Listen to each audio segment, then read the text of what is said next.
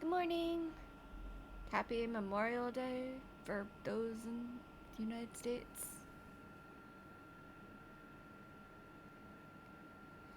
I'm still really stuffy. I think I might be stuffier today than I was yesterday. But I took my allergy pill later also because I'm also dealing with period things. So it's a fun time. I was going to start earlier, but like right as I was about to sit down and start setting up my stream, my mother called me. And that was like, uh, she's getting me a Dyson vacuum cleaner for my birthday, and I was on the phone with her when she ordered it. And apparently, like, it malfunctioned and put my name as the billing address and then got my apartment number wrong. And she kept trying to fix it, but they weren't helping her fix it. So there's a chance that tomorrow it's going to a different apartment that doesn't exist in my building. So there's a chance it might come to me, and there's a chance it might not. But like, it was just a whole headache that she's telling me about, and I'm just like, next time we're doing a big purchase like this, just send me the money and I'll order it myself. Cause she orders things online all the time, but I don't know what happened this time because like, she's on the other side of the country. I can't see what she's looking at. So I don't know if something came up where it defaulted to just like a 101 number instead of my actual apartment number. So, like I said, I asked her, and she's just, she's old and losing her sense. And she's just like, I don't know. I thought I did everything correctly. And I'm just like, she's like, I was on the phone with you. I'm like, don't blame this on me. Like, I'm not at the screen. I can't see what you're looking at. Like, it's just a headache. So, yeah, I think if we ever do this again. And we share a credit card, but the specific credit card type wasn't taken by Dyson. So she says I'm getting a vacuum cleaner no matter what. Like, if it doesn't get to me, she's getting her money back, because it was delivered to the wrong place, and she'll get it for me again. So I'm still getting my Dyson eventually. We just don't know when it's going to happen. Like, I hope it actually does get to me tomorrow. She talked to someone, and supposedly they tried to change the address, so that's why we're gonna see if it'll actually get here or not. Or one of my neighbors is gonna be gifted with a Dyson and be very happy about it. I don't know. We shall see what happens. Regardless, I was just like, ugh, mother, please. Thank you. Okay. Let's get right into this. We have to get on with our last step 3 Baxter moment in my stuffy.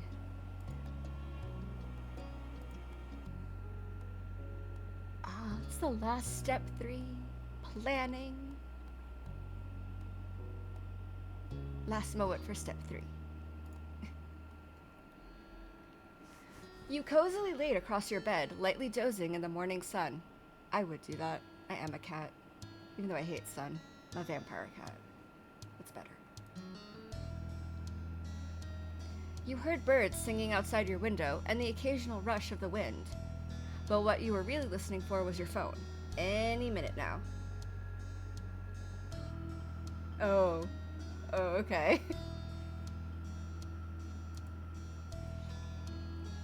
It was a little while later when a vibration cut through the silent bubble of your daydreams. You eagerly sat up and plucked the phone off the blanket by your side. Hey. A forced, deep voice on the other end answered you, with an almost threatening edge to their tone. Hey. Ryan, do you know who this is? I am on my way to your house. You better be prepared. The situation normally would have been worrying if you hadn't been expecting to hear from your goofiest friend Terry, or if caller ID hadn't been invented yet. The two of you had important matters to discuss. That's why she was coming over today. You played along with her covert scheme. I do, and I am ready for your arrival. Good. Very good. Now, this is a crucial matter of security. Is there anyone else in the room right now who might overhear this conversation? We are too close to the finish line to get our cover blown now. Glancing side to side, you observed your surroundings and cupped a hand close to the side of your mouth for added secrecy. No, I'm alone. Our mission is still intact. I knew I could count on my trusty cohort. I'm equipped with the fortitude to guard any classified information. You could trust me completely. Terry momentarily lost her serious tone and laughed. You could hear the smile in her voice. That I can. Just to be certain, you went towards your bedroom door and poked your head out. You couldn't hear a peep from anywhere, so you plopped back onto your bed. Yep, I can verify that we're all clear. Anyone that's trying to learn our secrets has failed in their mission. Very nifty. Excellent, all according to plan.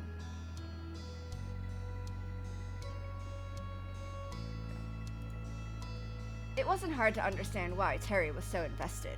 Tomorrow was Miranda's 19th birthday, and the entire occasion needed to be perfect. Oh.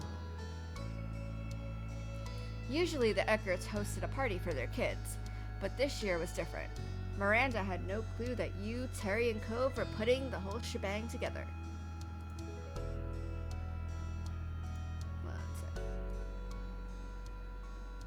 Music good, music slightly too loud in my ears. Surprise birthday! The pressure was getting intense. There was less than 24 hours before showtime. Miranda's friends and family were counting on the three of you.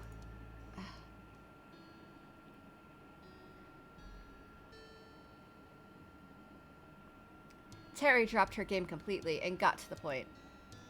Are your moms gonna let you borrow their car? I don't know. Oh, that's not good. The strain in Terry's voice wiped her smile away. This wasn't originally a problem. Cove was supposed to be the driver, but his request for time off work only allowed tomorrow, for the actual birthday. So you could rely on him to help decorate, but you and Terry were on your own today. We gotta figure out how to get to an actual party supply store. Yeah. It seems we've reached the first crisis point. That was fast. Can't we use supplies her parents already have? Can we make the decorations ourselves? We really shouldn't put this off until the last minute. If there's a will, there's a way. You got lost in thought.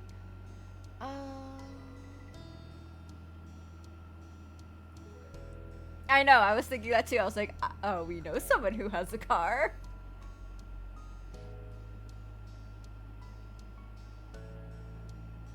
If there's a will, there's a way. That's the spirit. There must be something we can do. There has to be. I want to find something new. Something fresh and cool. But what? Terry, I'm not sure what you're even envisioning. What's fresh and cool? Ah, I know. Her pottery should have a theme. We can make all the food and decorations match. It'll look nice. What kind of theme? That's brilliant. I always wish my mom's had given me a theme party. Hummed in agreement. Cove had a themed party once.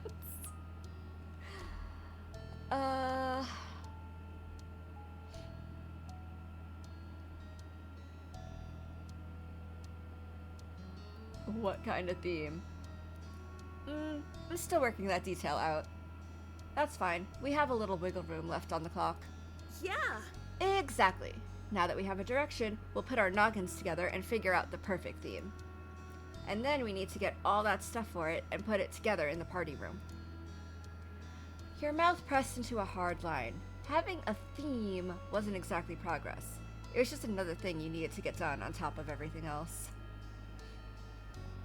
You kept that train of thought to yourself and chuckled.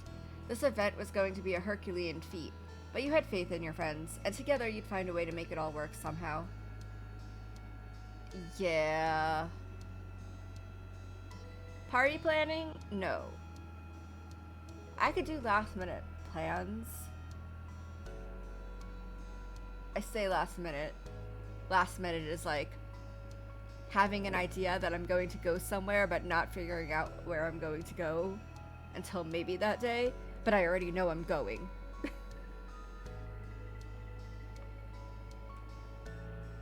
I would not plan a party this last minute. Why are we doing this last minute? It's not like we don't know when Miranda's birthday is.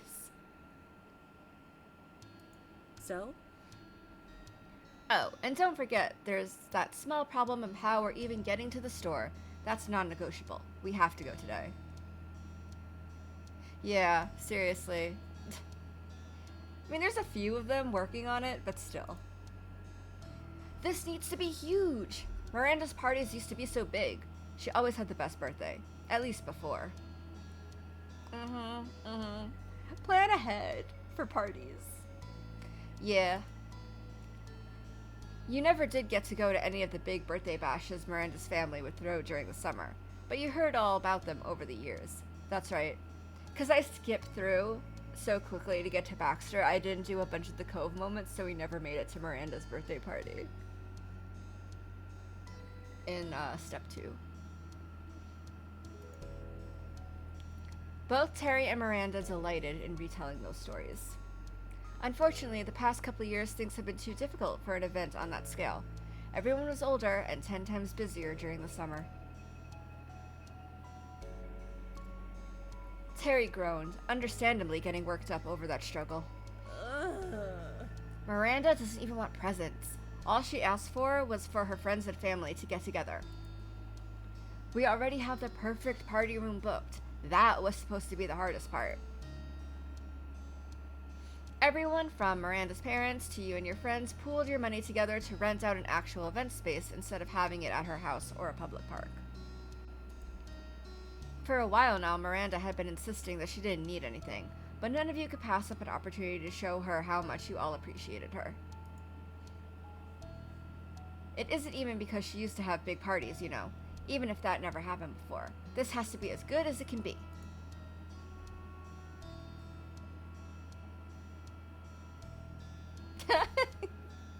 Yeah, but you know, it's the thing. You get asked it all the time. I'm the same way. I'm usually just like, oh no, I don't need anything. It's fine. Like, most of the time with family and stuff, I'm just like, just send me money or a gift card. That's fine. Like, I don't need anything else. With my friends, I don't really care if they get me anything or not. But this year I actually knew I wanted a Dyson, and that's where this whole headache came in from. But you know, I'll get it eventually, and then I'll have a lovely vacuum cleaner for my apartment. But yeah, most of the time when people ask me what I want, I'm just like, I don't know. Because most of the time if I want something, I already order it for myself. So, yeah. Oh no.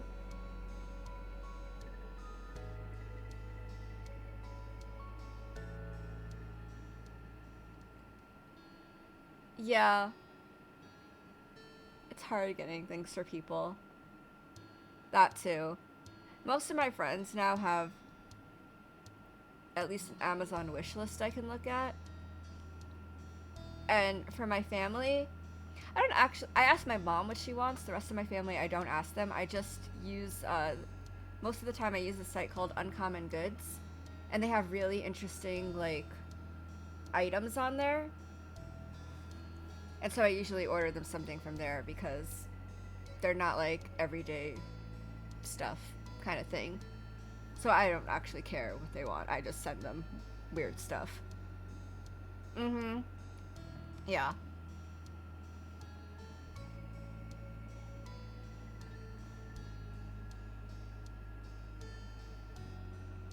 Yeah, I like that site a lot.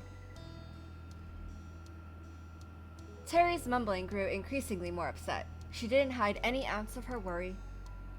What if this is the last time we celebrate it together? A shiver crept down your spine. Terry's fear wasn't unfounded. Who knew what any of your lives would look like a year from now?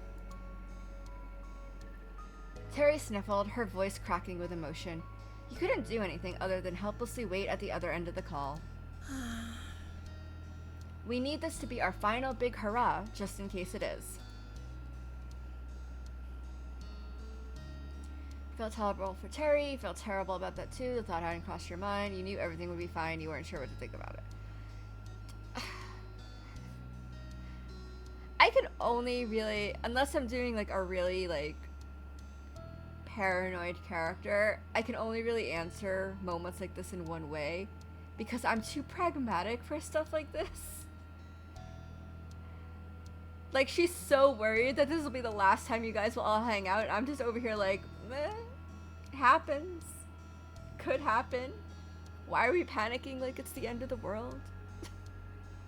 That's not how I process things. So for me, it's just like this.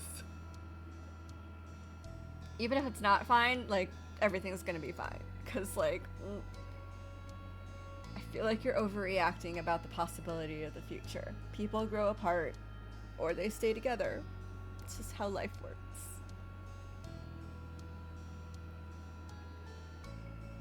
Yeah. The future may have seemed scary and uncertain, but it could get better rather than worse. Exactly. Well... Terry sniffled, and her tone quickly regained her usual fire. I'm on it. My dad is about to drive me over, so I have the whole car ride to think about our dilemma. You put your brain to work too, and we'll have this solved, no sweat. Wait, Baxter has a car. Baxter!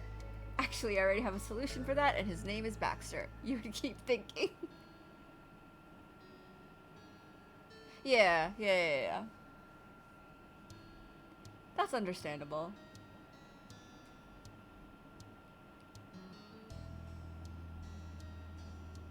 I'm just gonna shout Baxter. Baxter! Ah, that's right. I can't believe I didn't remember he has a car. Woo! You're a genius, Ryan. Thank you very much. But do you think he would actually give us a lift? Yeah. He'd be thrilled. Mm-hmm. Even though you couldn't see Terry, you could easily imagine the way she was nodding over this new possibility. See you later. That is the way. All right, gotta go. I'll see you soon. The fate of Randy's birthday is up to you, me, and now our remaining hope, the Bee-Man. Bye! You hung up the phone and left it face down in the blanket. You flopped across the bed as your thoughts wandered. You kicked your feet, eager with growing excitement. Miranda was going to have a birthday that she'd never forget in a million years. While you waited, you opened a half dozen tabs online on your phone and scrolled through various images of party decorations. You kept perusing until a text notification popped up. I'm here. Did we actually ask Baxter, or are we just like showing up? Why didn't we ask Baxter before Terry showed up? Like,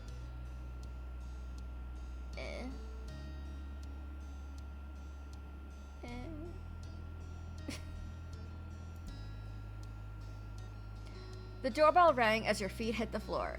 You hurried downstairs and opened the front door. Hi. Hey, buddy. The party committee meeting is officially in session. Seriously. It is kind of their thing. I don't like it when people just show up at my door. I've had a couple bad reactions and people have done that to me. Just show up and expect me to be like in an entertaining mode or something like that, and I'm just like, you should have told me you were coming. I don't deal well with this.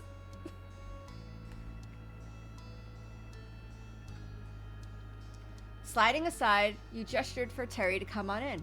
She strolled inside and went towards the living room. Then Terry pivoted on her heel and folded her arms. All business. Yeah. So, I haven't messaged Baxter about this. I haven't messaged Baxter about all this. Exactly. I need to be prepared. One birthday, I knew my mom was coming to visit me. But then, my sister showed up on my doorstep. This is when I was living with my ex-boyfriend. And needless to say, my reaction was not ideal. I was just like, why are you here? Hello? And my mom knew about it and no one thought to tell me. And the thing is that my sister showed up and we lived in it was a 2-bedroom townhousey kind of apartment. It had 2 floors, but only had 2 bedrooms. So my mom was going to be in technically my room, even though I shared with my ex-boyfriend. And my sister had nowhere to stay, so she was just expecting to stay with me overnight when I lived with someone else and didn't tell me. And everyone thought this was fine. And I'm just like, okay. It put me in such an awkward position. I was so pissed. And my sister was just like, why are you not grateful that I came and surprised you on your birthday? I thought you'd be happy. I'm like, you thought I'd be happy?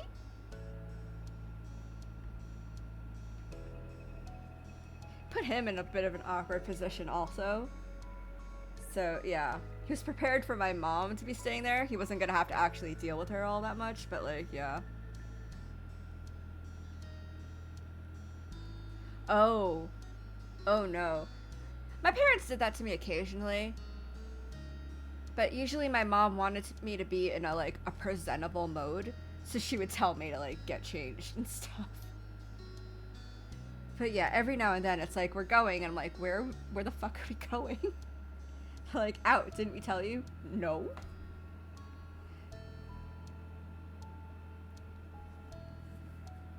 Yeah, that's rough when people don't let you know when things are happening.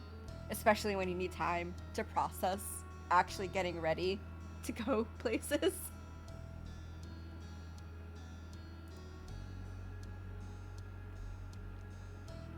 We should ask him in person instead of a wall of text. It'd be super rude to hit up someone you barely know to do you a big favor, you know. It's gotta be face to face that we beg for help. I mean, we've been dating him for a while. We went on a mountain resort. I'm pretty sure we can ask him through text. Or at least warn him. Fingers crossed he's home. We owe it to ourselves and Randy's birthday to try. Yeah, and if he's not there, we could still try something else. This is a start. Okay. There's no better time than the present. Let's go. Terry nodded toward the door she just came through, and you both promptly left the house.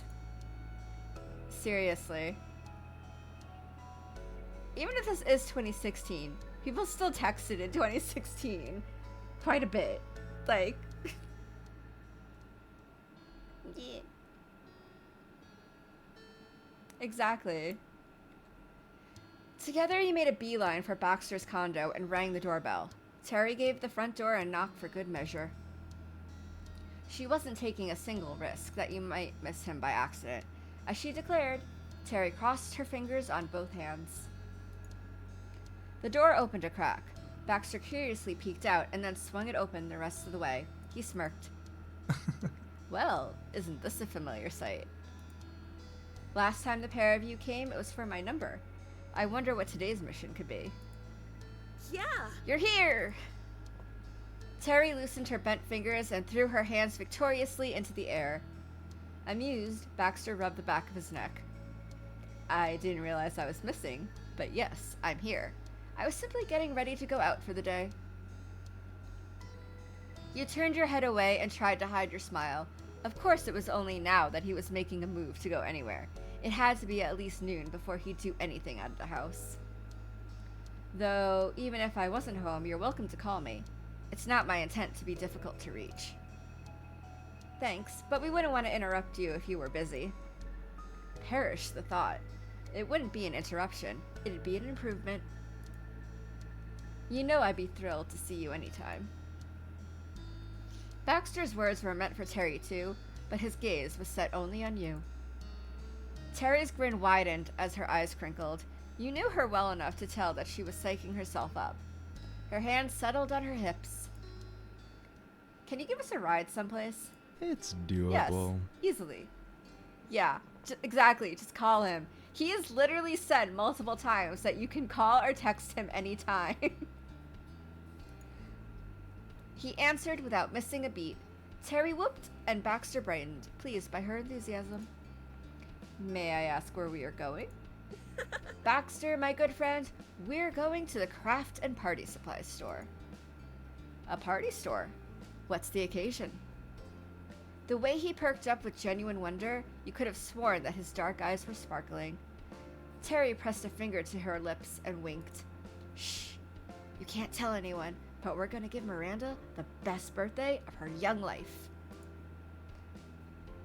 Oh, that sweetheart is having her birthday soon? Congratulations. Yeah. Yes, on behalf of Randy, I thank you. And on behalf of me, I thank you again for providing the transportation. We would have been stranded without you. Baxter graciously bowed his head. He picked up on the urgency and importance of what your team was asking. Now that I know what it's for, there's no way I could ever refuse. I'm honored to help. So? How are the preparations going? A tiny, nervous laugh bubbled up in Terry's throat. She glanced at you, scratching the side of her cheek. Well, we got a room booked at a place big enough to hold the party. It's a grand private event, like she's never had... like she's never had before. Glad to hear it. That's great to hear. Yeah. We just need all the food and the party stuff to go with it. I take it that you don't have caterers or decorators arranged, then. We are the caterers and decorators. Me and Ryan mostly, since Cove couldn't come along today. Ah, I see. Rich boy. Baxter idly tapped his fingers against his chin, his brow pinched pensively. Yeah, seriously. Certainly. Certainly this can be done, so there's no reason to worry. But when is the event? Uh-huh. Tomorrow.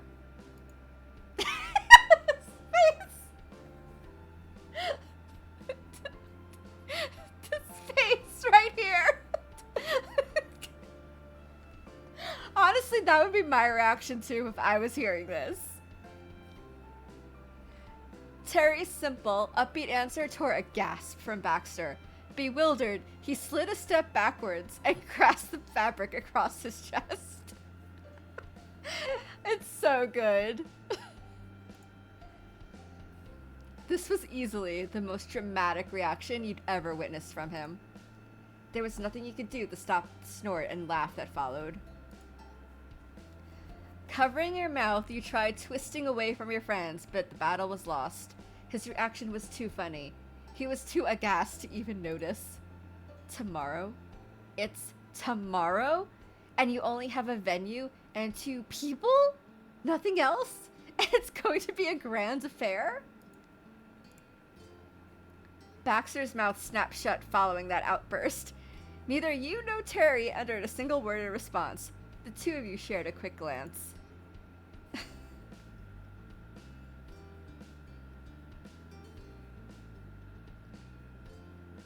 Yeah, exactly.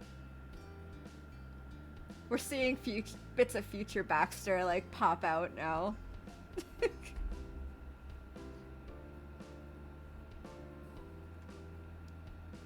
Baxter took a deep, steadying breath through his nose.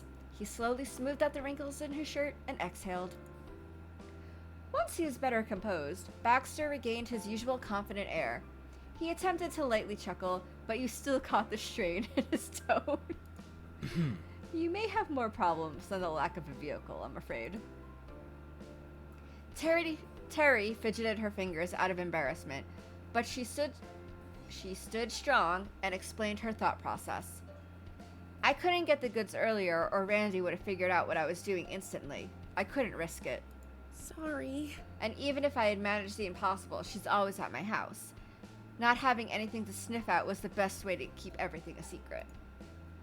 We could have hidden the decorations at my house, you know. Yeah, maybe, but it's too late for what ifs now. As long as we stay focused, it can happen. We just gotta buy the decorations today and make the snacks and then the desserts. Then we set it all up tomorrow before things kick off at noon. No problem. Right, how hard could it be, Baxter? There's no other choice but to do that now. I'm not sure how we're gonna do it all, you shrugged.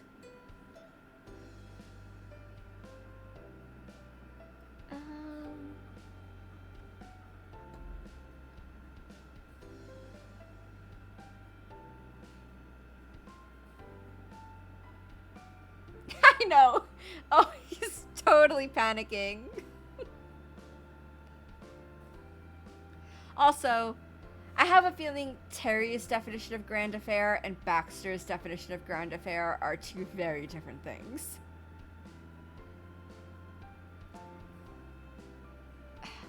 I want to say there's no other choice but to do that now.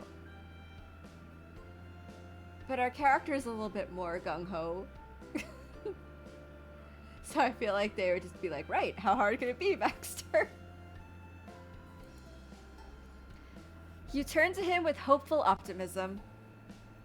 Baxter nervously tugged at the collar of his shirt. Truthfully, I hope it's not too difficult. You must work within the circumstances you have. In that case... Well, since I've attended a number of functions, I'd be delighted to offer advice and assistance. Today and tomorrow, I can definitely do more than simply carting you to the store. No way! You're hired! Terry cheered this upswing of good luck. Terry cheered this upswing of good luck. Baxter's eyebrows arched quizzically, and then you could see his growing amusement starring. Hired? Are you offering to pay me? Nah. But you can join our secret party planning team. That's priceless. Very well. I'll take it. His tone sounded even happier than his teasing ploy for money. There really was no payment that would have made it worth the while. Baxter laughed and gestured toward the street. Let's discuss the details on the way. I imagine the store you have in mind isn't in town. Terry hopped towards the street and partially twisted her head. She tilted her head and smirked. Twisted her heel. She tilted her head and smirked. That makes more sense. Nothing's in this little beach town. With his hands in his pockets, Baxter stepped ahead, passing you to join Terry on the road. He had a few words as he crossed your path. Oh, I would have to disagree with that. Your skin grew warmer from just that slight brush with Baxter. My car is parked a short walk that way. Oh, yeah. All right, team. Here we go. Baxter slipped inside the condo to grab his keys. You and Terry loitered in the empty street while you waited.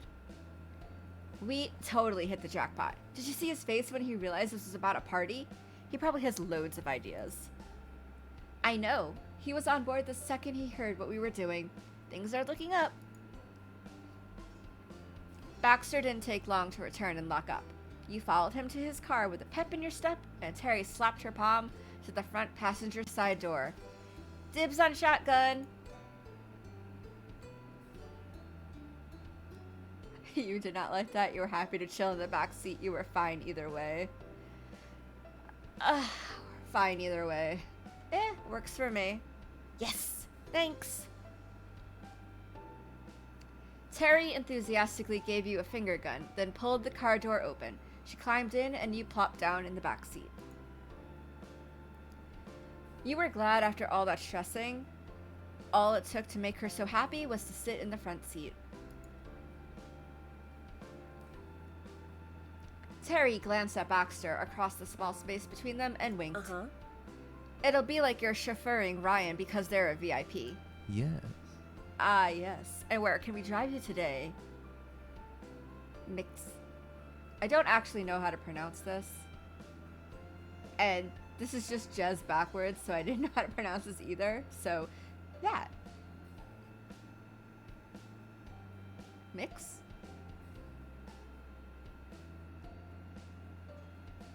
Sounds like mix. I feel like I'm saying that wrong.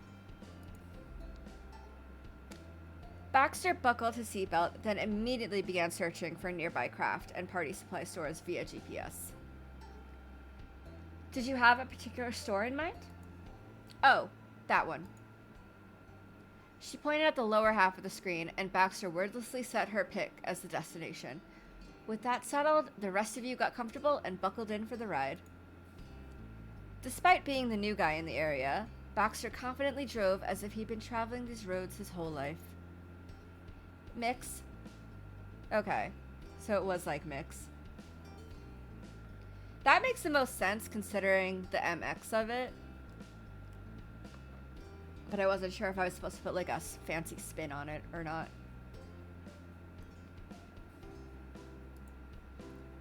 Baxter kept the conversation focused on how he could better help you and Terry with the party. He didn't hesitate to be a key member of this operation. Thank you for doing this. Seriously, it's so nice. Thanks, Baxter. Considering you're working pro bono, I appreciate that you're taking party planning seriously. You were grateful for his help. You thought it unusual, but kept that to yourself.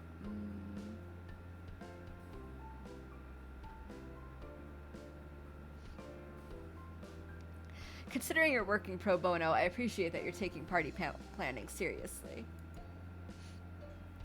Baxter laughed deeply. His grip tightened on the steering wheel. Is it a crime to take pride in my abilities? No way. Absolutely not. Keep it up.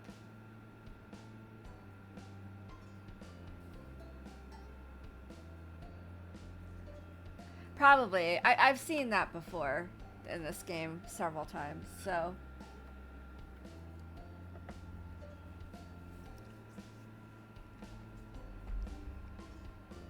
when I was reading it in my head, it didn't actually matter how it was pronounced. Now that I'm saying out loud, now I'm like, oh wait, I need to actually know how to say this, and not just read it as MX.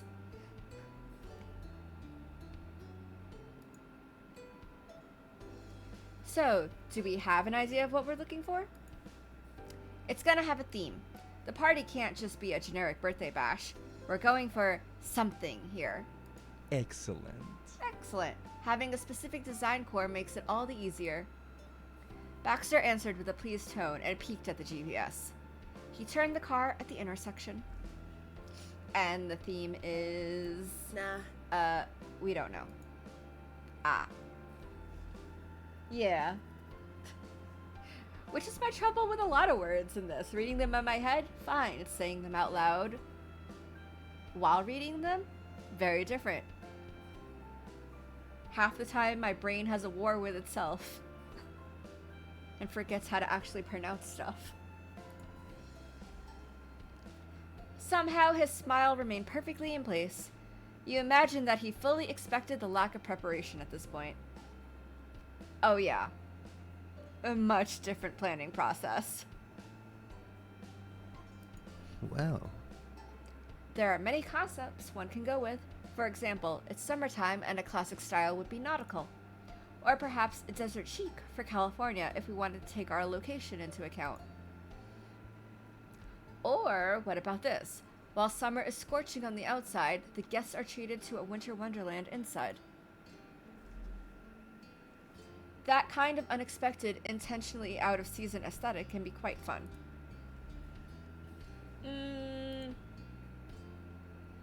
Exhaling deeply, Terry leaned the side of her head against the glass and stared out the window, mulling over Baxter's suggestions. She sank her front teeth into her bottom lip. If none of those suffice, we can continue brainstorming. Good morning, Kobe. Hi. I don't know if any of those are right for Miranda. She doesn't care about what's trendy or seasonal, or what it might impress her guests. Understandable. That's a good point. This isn't some party, it's Miranda's party. Unfortunately, I only met the woman this whole affair is for once. There's not much I can glean from that. I apologize. That put him at quite a disadvantage despite his sincere intent to help. Frowning, you felt somewhat similar.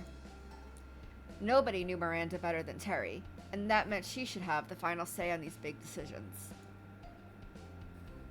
Would you rather I stop proposing ideas? I'm sure whatever you think she'll enjoy most will be wonderful. No, I need so much help. I don't even know what party themes are. How am I going to pick one? Okay, then should I keep throwing out ideas until something sounds good to your ears? Yeah. Yes, please. There's got to be a theme that's perfect for her. I'll know it when I hear it. Very well. You could practically hear the gears moving in Baxter's brain. His expression scrunched up, and it was clear that he was silently compiling a list. Oh, wait. What can you tell me about the venue? The colors, the size, the style? We can use that as a base to work off of. It would be pointless to fall in love with the concept and then realize it would clash with the room. Sure. Smart! I found the perfect place. It's pretty big. Imagine a space that's larger than the average living room. It's like 3 living rooms. She's got lots of family and plenty of friends coming, so we need it. There's also a lit up dance floor in the center, too. Oh? A dance floor? His eyes sparked with excitement. You imagine the dance floor would be just as bright tomorrow. Will the event have any slow dancing? Who slow dances at a birthday party? It's not a prom. Baxter's shoulders slumped in response, while Terry's surprised laugh morphed into a small coughing fit. He sighed. He's so sad. He's so sad over no slow dancing. Look at him pouting. That's true. If only someone was getting married instead. There's always formal dancing at weddings. Oh, that's some heavy foreshadowing right there.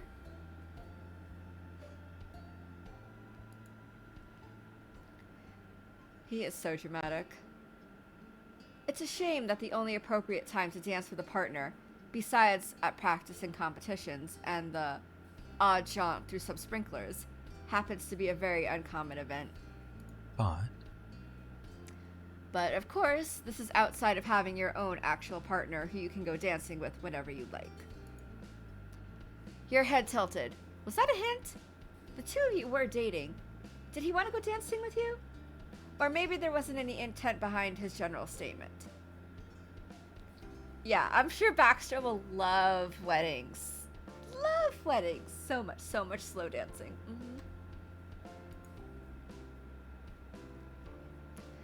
I promise to dance with you somehow. I promise to find a way you can dance with somebody. Next time there's a wedding, you're the first person I'm calling. That's pretty sucky. You didn't get involved in their conversation.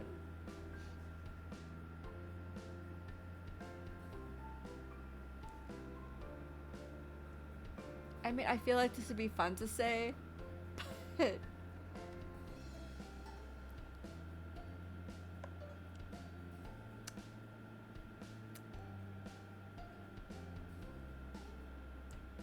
Like, for the conversation going on and the dating prospect, I want to say, I promise to dance with you somehow, but just for the fun aspect, I want to say next time there's a wedding, you're the first person I'm calling. Because that's just funny. Especially if... I know. Because of the because of the wedding DLC. That's why I kind of want to say this one.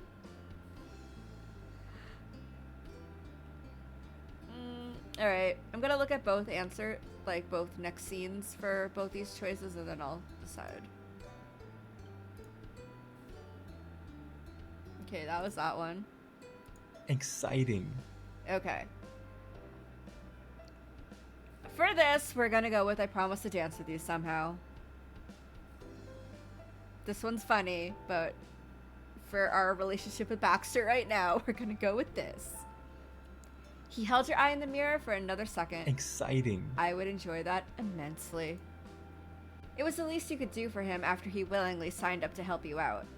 Never mind sharing a dance with Baxter was going to be a special treat, and you had zero intent to miss that. But Baxter shook his head, ridding himself of his indulgent thoughts. His attention flickered to the map. Regardless, it wouldn't matter either way in this case. I apologize for getting us off track. How else would you describe the venue? Very nifty. It's shiny and pretty, and pink. That does give a strong picture of what the presentation could be. It's limiting, but in a helpful way. How so? I see. The most obvious direction would be to make the entire theme simply pink. Terry snorted and tried to suppress her giggles, but she was instantly unsuccessful. Randy does like that color, but she doesn't feel the same way about it as you do with black and white. Now it was Baxter's turn to chuckle. That's fair. So moving on, we have pretty and sparkly. What else? Is Miranda a fan of glitz and glamour?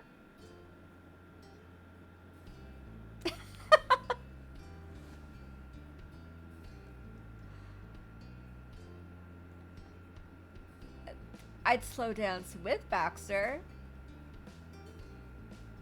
Slow dance in general, not so much.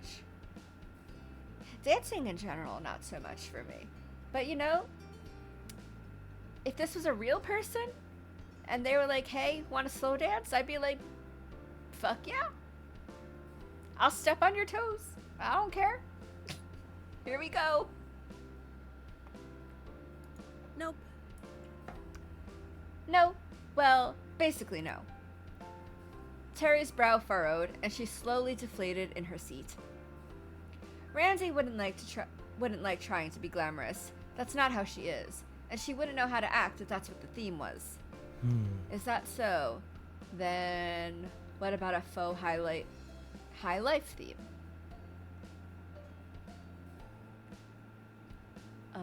Yeah.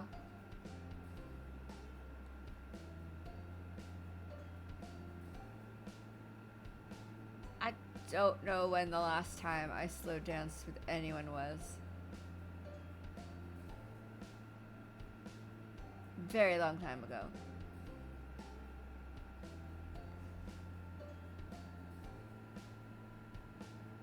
College? Probably college?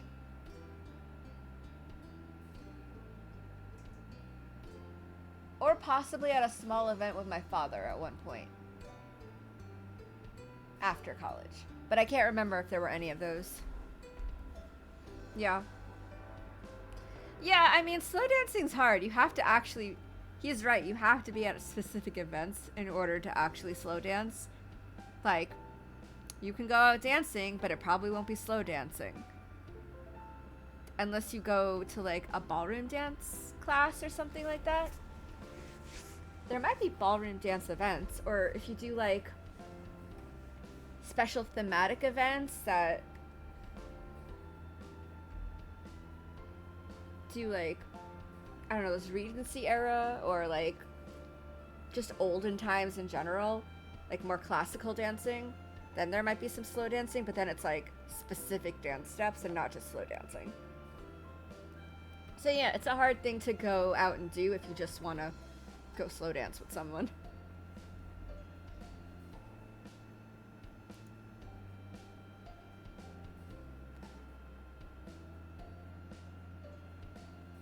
There's so many steps to those ballroom dances.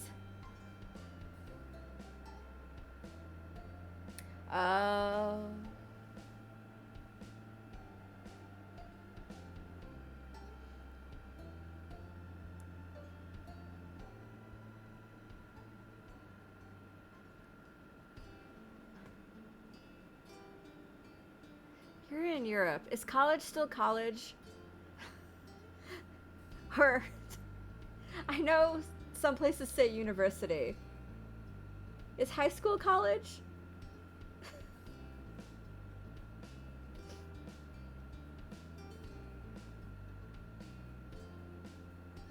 Regardless. Because prom here is mostly only in high school. For us, college or university. Yeah, that's why I was... After you said college, then I was like, wait a minute. Different words. I forgot about that. Yeah. So my high school would be when prom was. I didn't go to my prom either, but that was just because I had no one to go with, and I went to a Catholic high school, and they insisted that you could only go to prom if you had a date of the opposite gender. Which... I'm fine with the opposite gender, but it was more the fact that I had to have a date in order to go to prom at all. So, yeah. It's like I couldn't go solo. I wasn't allowed to go to my prom unless I had a date, kind of thing. So I just wound up not going. I did go to a couple of formal events in university, though, with my friends and stuff. So, and those I could go to solo because no one cares in university what you do. So. But yeah, I know we want to run around in Regency era clothing and go to ballroom dances and stuff. That would be... I would hate the clothes, but I would do it if you wanted to do it, Kobe. You know that. I'd be down to try it, because I do like dressing up in costume. Just those bras look so horrible. Ugh.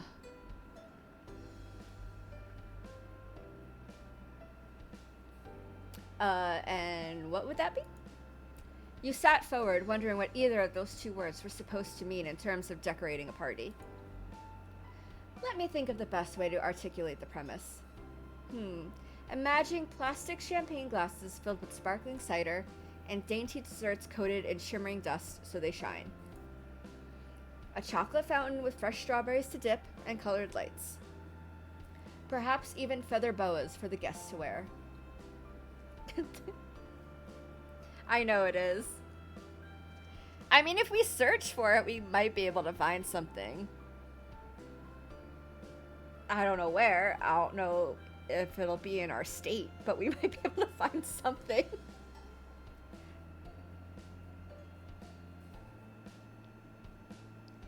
No worries. Go eat. Enjoy your dinner.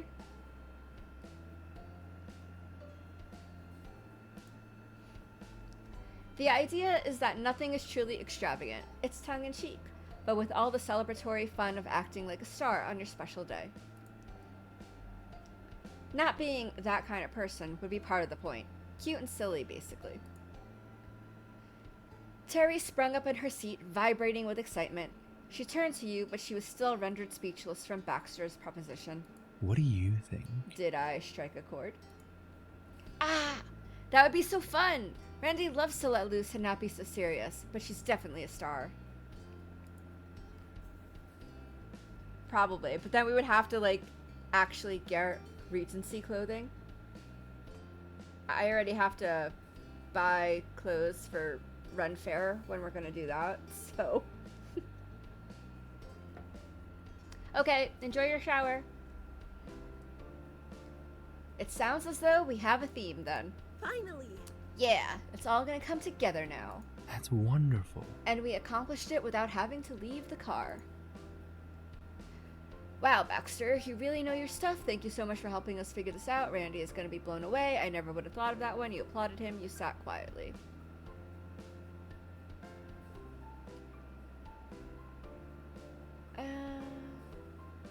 Thank you so much for helping us figure this out. You're quite welcome. I'm glad I could offer something useful. Hey, being the driver was enough for us, but you exceeded expectations. The rest of the drive kept the secret party planning ball rolling, and the three of you took turns proposing suggestions for what you needed to track down at the store. When you arrived, the three of you entered the store fully focused on the mission, though you felt underprepared standing at the entrance and scanning the cluttered store in front of you. Shelves were piled with miscellaneous goods, and there was a strong smell wafting in the air.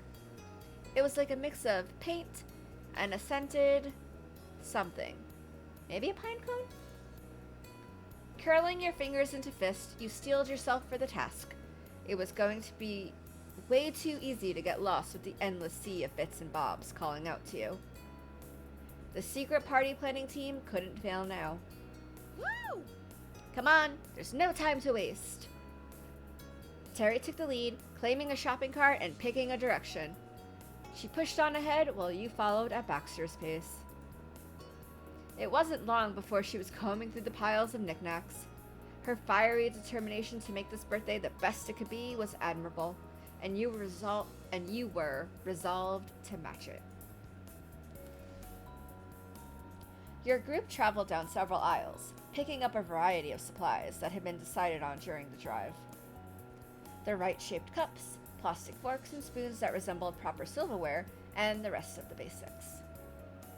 You picked out some shiny tablecloths to replace the old checkered ones, and Terry found a few platters to serve the desserts on.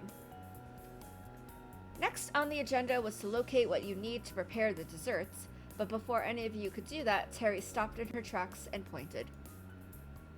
Oh, look! Craning your head, you scanned the area until you landed on what she was seeing. There in the distance were dozens of feather boas hanging over a row of long hooks. They were fluffy and came in several bright, saturated colors. Grinning wide, Terry raced to the display and flung a ton of them into the cart. It was anyone's guess how many would be needed for tomorrow, and since there were only a couple dollars each, Terry was sticking with the old tried-and-true method of better safe than sorry.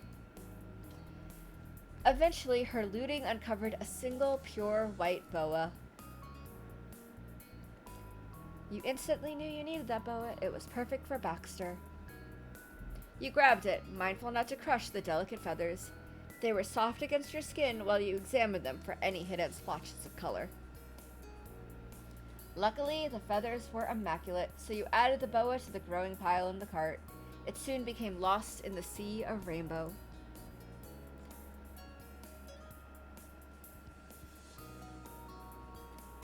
Once Terry was satisfied, she stared at the cart. Everything that you selected before was buried under a pile of boas, and there was a lot more shopping to do. Maybe we should get a second cart. I can do that. I couldn't agree more. You two go to the cake decorating aisle, and I'll meet you there. Thanks. Thanks, B-Man. Baxter hurried to the end of the aisle and paused there, glancing back. Terry sent him off with a playful salute, and he answered with a wave. Don't get lost. We'll miss you. I'll try my best. After that, you and Terry ended up getting a bit turned around, but at long last you found the aisle with the cake decorating supplies. Terry drove the cart back and forth, anxiously scanning the selection. So, like, what desserts are we gonna have? There should be a cake, but that can't be all, right? What about cupcakes? Randy loves cupcakes. She does. We gotta make a whole bunch now. Yeah. Terry mumbled contemplatively to herself, leaning against the carriage. She nodded once, then again. I'll try it. No, I must do it. Hold on, when are you gonna have time to make 2 desserts? Tonight after all the shopping, or tomorrow when the entire room needs to be decorated? I can squeeze it in somewhere. I don't think so. They'll never get done. You make the cake and I'll take care of the cupcakes. Really? Thanks, buddy. Terry dabbed an invisible tear from her eye and then placed a hand across her heart. No one could ask for a more loyal cohort. I'm glad to do it. I can't let you get all the glory. Of course, you don't need to do it all yourself. It's not only me. Baxter's pretty reliable, too. You smiled at her. It's not only me. Baxter's pretty reliable, too. He is. I'm so glad to have the B-Man.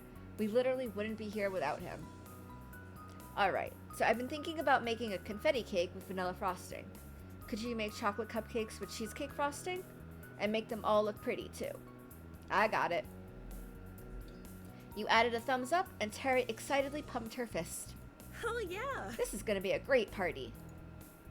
With renewed enthusiasm, Terry picked out a couple containers of gold and silver shimmer dust for the treats, and a packet of edible jewels and decorative stars. Terry reached up and snagged a big 19-shaped candle to go on top of the cake. Her arms were rapidly getting full. And then, just in time... Hello. There you are. I've been searching for you two.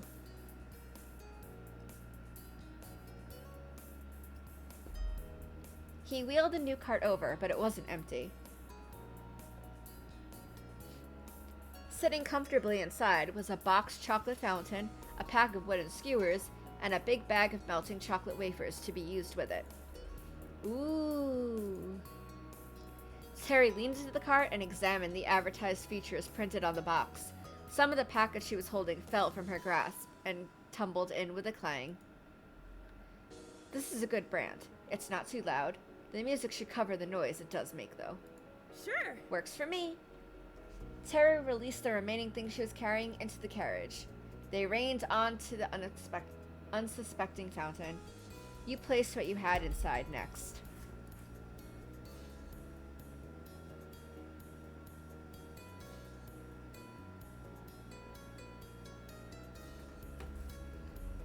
Baxter studied everything you picked out while he was gone. You're good. You have excellent taste. Those decorations are fantastic. Thanks. My cupcakes are going to be almost too nice to eat. A feast for the eyes, then. Yeah, we got this in the bag. As you passed through more parts of the store, the three of you grabbed a few other last-minute odds and ends.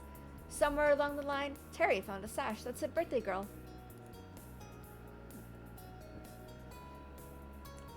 She eagerly snatched it up and threw it across the pile of feathered boas. You pointed out some oversized sunglasses next. Oh, good catch. Very nifty. Those totally fit the vibe. Nodding, you tossed a handful into the cart. From there, your team circled the premise for a little while before deciding to check out and get your haul home.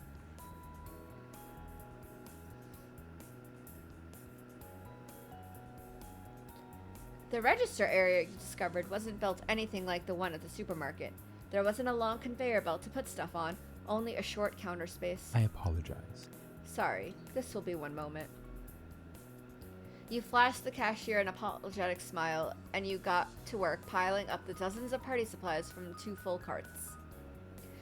Now, one piece was particularly pricey, but with the amount of stuff you gathered, the total was skyrocketing. Even with the contributions from friends and family as a combination gift, it was going to be a close call. Terry's lip twitched as she tried not to frown. The displayed price grew higher, and there was still a mountain of things on the counter. Baxter stared at Terry, and his brow furrowed. He then reached over and plucked away the chocolate fountain box, the skewers, and the packet of chocolate. No. No, I want that. Don't worry about it. I'm gonna buy this part myself.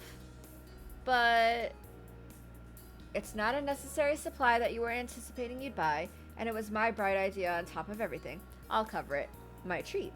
Or rather, my gift for Miranda's birthday. I can't say no to that. Thank you so much. He gave her a pleased nod and then went to the end of the line, carrying the box under his arm. Baxter managed to get through the line, stop at a different register, and complete his purchase well before you and Terry were through. He waited awkwardly off to the side of the checkout area with his bag. After the poor cashier dug themselves out of a pile of sparkly and feathered goods, you caught up to him with the 2 carts neatly packed with bags. As you were leaving, a voiceover announced that the store would be open for only another 30 minutes. Terry glanced at the overhead speaker in shock. Oh. Whoa, I knew we were here a while, but not that long. It's settled. I'd say this was a successful trip. This was a massive success. Yeah, it was worth it. Oh, it's so dark. Your party planning committee exited the store and made your way through the parking lot. Together, you had to fill the trunk and a part of the back seat. We'll take the carts back. Yeah, we've got it. I'll stay put here then. Baxter leaned against the car door as you rolled away. The sky was dark, and the night air felt invigorating after being in the stuffy, overly scented store. There was an added pep in your step now that you weren't weighed down by party supplies. Terry shot you a mischievous grin, and then raced past you across the pavement. Just after you pushed the cart faster, you dashed ahead to beat her to the storefront. Despite her head start, you closed the distance quickly. In the final stretch of the dash, you shoved your cart to victory. Then you returned to the car together. Baxter stood up and smoothed his shirt before opening his door. Welcome back. You squeezed into the car and let your eyes feast on the fruits of the afternoon's labors. Terry hopped into the front again.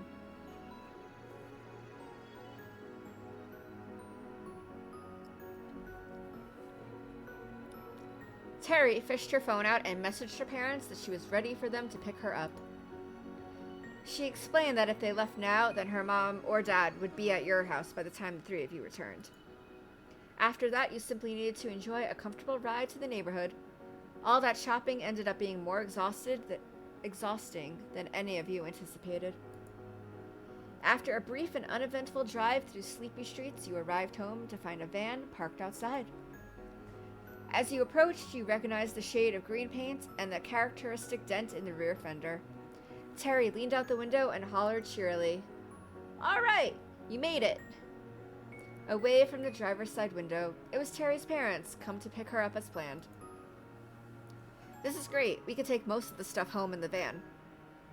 Terry jerked a thumb toward the piles of party paraphernalia perched precariously in the back of the car. Woo! "I figured it could stay there until tomorrow. My old folks said we could borrow the van to take everything to the party venue anyway. It's like we planned it or something." Baxter silently nodded, pulling up alongside Terry's parents. Is that fine?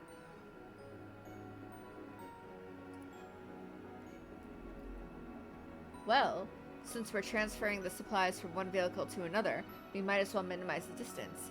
Terry, would you mind? He gestured toward the rear of the van. Terry nodded and hopped out to let her mom know it was safe to pop the trunk. While you left your seat, Baxter opened up his own car, then gave Terry's mom and dad a friendly wave. Thus began the daunting task of unloading. Terry's parents noticed how much stuff you ended up bringing back, and soon they were also lending a hand. With all 5 of you, the seemingly endless stack of party goods was defeated in a few short minutes. Huh. I think that's the last of it. Many hands truly do make light work. You let out a sigh of relief, stretching your arms. They'd gotten sore from all the heavy lifting in spite of the help. Bow down before the awesome and terrible power of teamwork. Terry wasn't even remotely out of breath. She could do the whole thing over again without breaking a sweat. You counted yourself lucky she didn't threaten to do just that. Her sense of humor could be wild sometimes. Baxter leaned against the closed rear door of the van, casually addressing Terry and her parents. Are you fine people heading home now? It's getting late. A trio of assenting noises followed. Yeah. Yep, we've got everything for tomorrow. Oh, hold on a sec. She marched over to where you stood and planted her feet on the sidewalk with intent. She stood to attention as though suddenly in the middle of a military parade. You could see she had an object clutched in her right hand, though it was difficult to make out in the dusk. She must have taken it out of one of the shopping bags from earlier. Soon as I get home, the next stage of our mission commences. Don't worry about me, though. It'll be... Here it comes. A piece of cake. She lifted one of your hands and dropped the held item into it. 3 shimmering cylinders of confectionery glitter. Of course. There was still work to be done tonight. Baking. You were raring to go. You clutched the little plastic tubes of glitter tightly, giving Terry an enthusiastic mock salute. Aye, aye, Captain. Good luck, and see you tomorrow. See you later. I'll swing by to pick you guys up at 7 a.m. tomorrow, okay? Party starts at noon, and we're gonna need all the time we can get. With a skip and a jump, Terry was already clambering into her parents' van. She waved enthusiastically as the sliding door closed. After retreating to a safe distance, you and Baxter watched the van pull out and head off up the street. It was surprising it could move anymore with all that extra weight. The glow of the headlights grew distant and then faded into night like a late summer dream. Suddenly, you thought again about how fragile and fleeting your time in Sunset Bird was, and how the last season with your friends would vanish, never to return.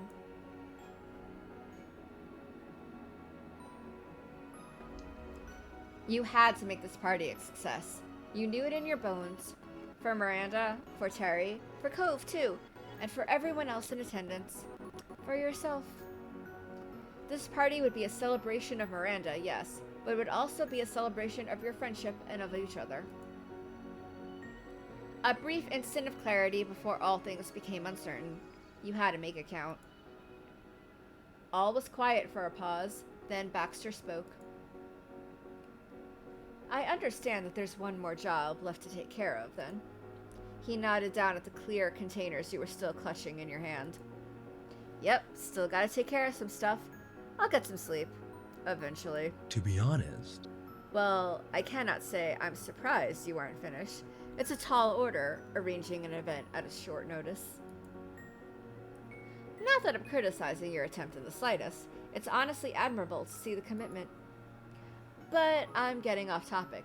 What's next on the agenda? You explained to Baxter the situation with the party food. You volunteered to make chocolate cupcakes with cheesecake frosting, while Terry would do the real birthday cake. It was a relatively simple order, at least. No last-minute meringues from Miranda. She'd survived the disappointment. The edible full metallic glitter that Terry handed you would be the final layer of decoration. A touch of pizzazz that would transform the basic cupcakes into something more to theme. Baxter touched a hand to his mouth and nodded in agreement as you explained. Of course, a pleasing appearance is hardly the most critical factor. A poorly baked dessert would still taste bad, no matter how it looked. but flair can help elevate a thing beyond itself. Hmm. I suppose you could say it's the icing on the cake. Baxter coughed quietly into his fist, as though to muffle a laugh. Terry had been rubbing off on him clearly. Regardless, that sounds to be a marvelous idea, though slightly less marvelous given how tight the schedule it is. It's getting late. There was no denying that. His thoughtful expression was obscured by the darkness around the both of you. Here's what I suggest. Why don't you come over to my house to do it? I can give you a hand with the preparation if you think I'll be any use. For how often and how readily Baxter always offered his services, you shouldn't have been taken aback by this latest gesture, and yet you still found yourself wondering, why? Baxter had clearly anticipated your reaction, cutting off the question before you could ask it. He made a gesture as if he were looking at his wristwatch, though of course he didn't wear one. It's nearly 10 p.m. Your family won't exactly thank you for baking this late at night. The noise is one thing, the smell will be another. And besides, your fridge might not have enough free space. Leaving the cakes out all night might spoil them. The fridge in my condo is, well, there's plenty of room. Baxter's diction had gained a faint quavering edge, like he was skirting round a nervous giggle. It's empty, in fact. I have a conveniently empty fridge in a conveniently empty house. Perfect. Perfect, wouldn't you say? When he put it in those terms, it made total sense. Baxter sure did have a lot of foresight when it came to these things. It was impressive he always thought that far ahead. You agreed it was an opportune set of circumstances, but as he talked about how empty his temporary home was, it struck you that Baxter sounded a little sad. It must be quiet, all alone in that house. Maybe that was why he was always so willing to come spend time with you or the other people he knew around here. Alright, so long as you promise not to sneak a bite of any of the cupcakes before tomorrow. I wouldn't dream of it. Scout's honor. You couldn't think of anyone on Earth less likely to have been a Boy Scout than Baxter, but you reasoned that Scout's honor was a universal sort of concept, like the 5-second rule. Then you're in.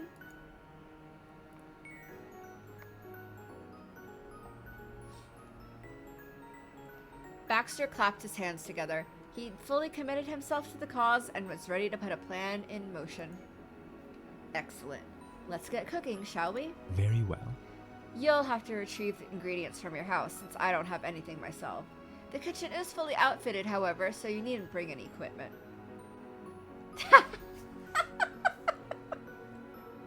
Yeah, he does. Smooth Baxter. He's like, I have a conveniently empty condo. You can come bake in my conveniently empty condo. Where it'd be just us baking. Uh-huh.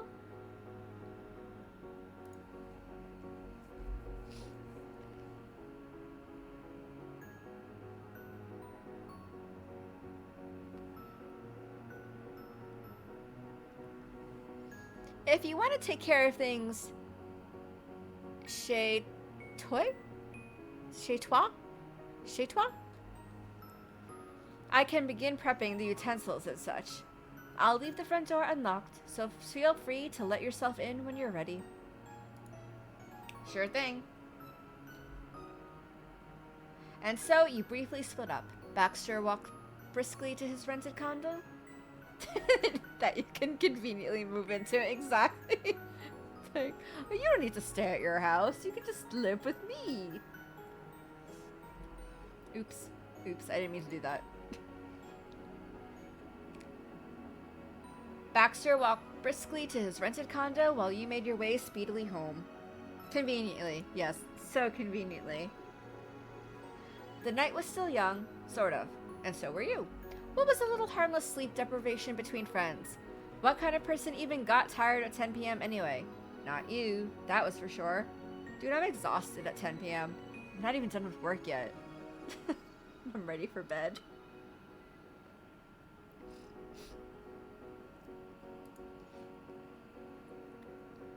When you came in, you spied your mom sitting around the living room. They were huddled up on one of the couches, luxuriating in one another's company after a day's work.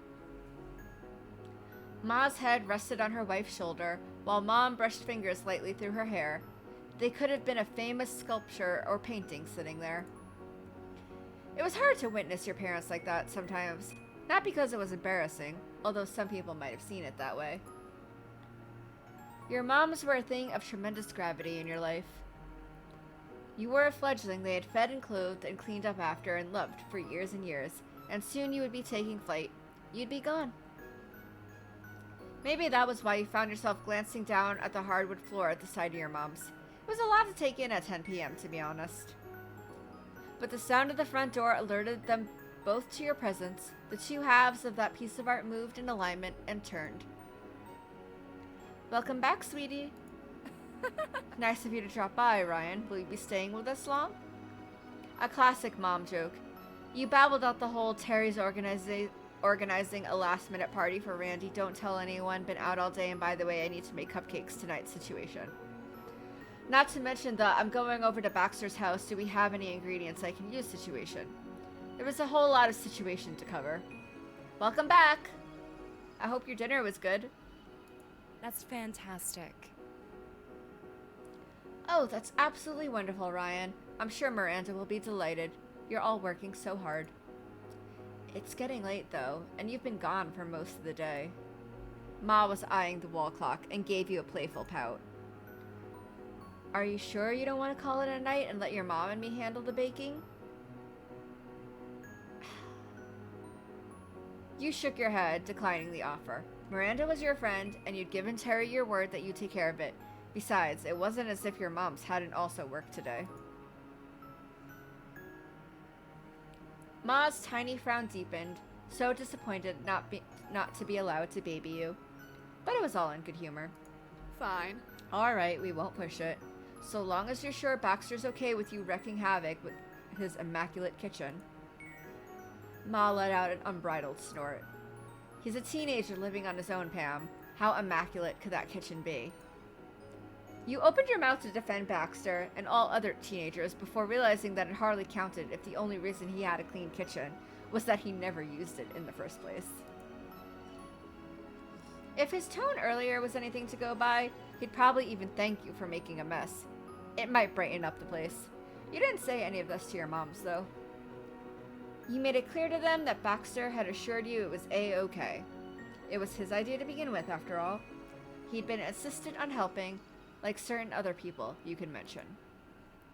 This mollified your parents, though they teased. They were acting entirely out of consideration for your temporary neighbor. Too bad Baxter Ward had outconsidered them already. I understand. You'll handle it like the grown-ups you are. At least let us help you gather the ingredients together before you go. Pam, do you think you can get the... Already thing. on it. Mom headed toward the kitchen and began pulling things out of the cupboards. Your mom and I actually have some leftover boxes of chocolate cake mix from... Oh, I forget what it was for now, but you're welcome to take it all, honey. That should save you some time. The frosting will have to be made fresh, but I always find that's the easiest part. Oh, and we also have... Mom's arm shot out from behind the fridge door, clutching a large tub of cream cheese.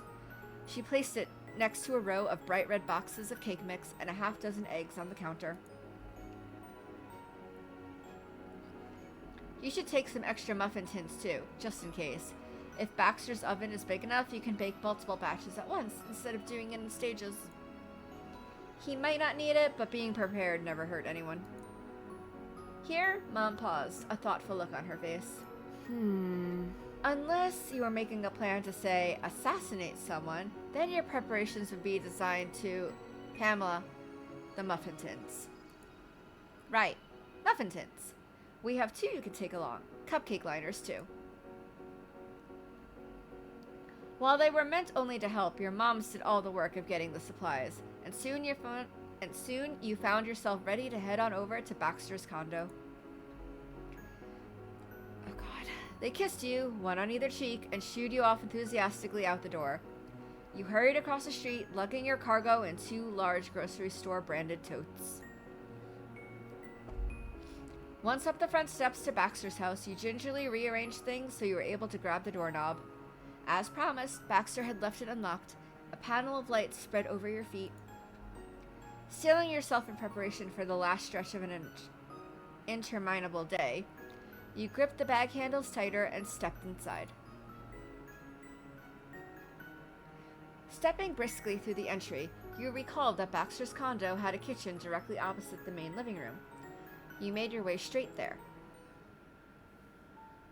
Baxter was waiting for you beside the fridge and swiveled around when he heard you enter. Ah, you're here. Excellent. Welcome, welcome. So? Were you able to find everything you needed from your house? Many places might be closed this late, but I'm not opposed to a trip to the grocery store if necessary. You unceremoniously hauled the 2 large bags of stuff up onto the kitchen counter, though being careful not to squash the eggs, and wiped your brow in an exaggerated fashion. We're good. I managed to lug everything over here.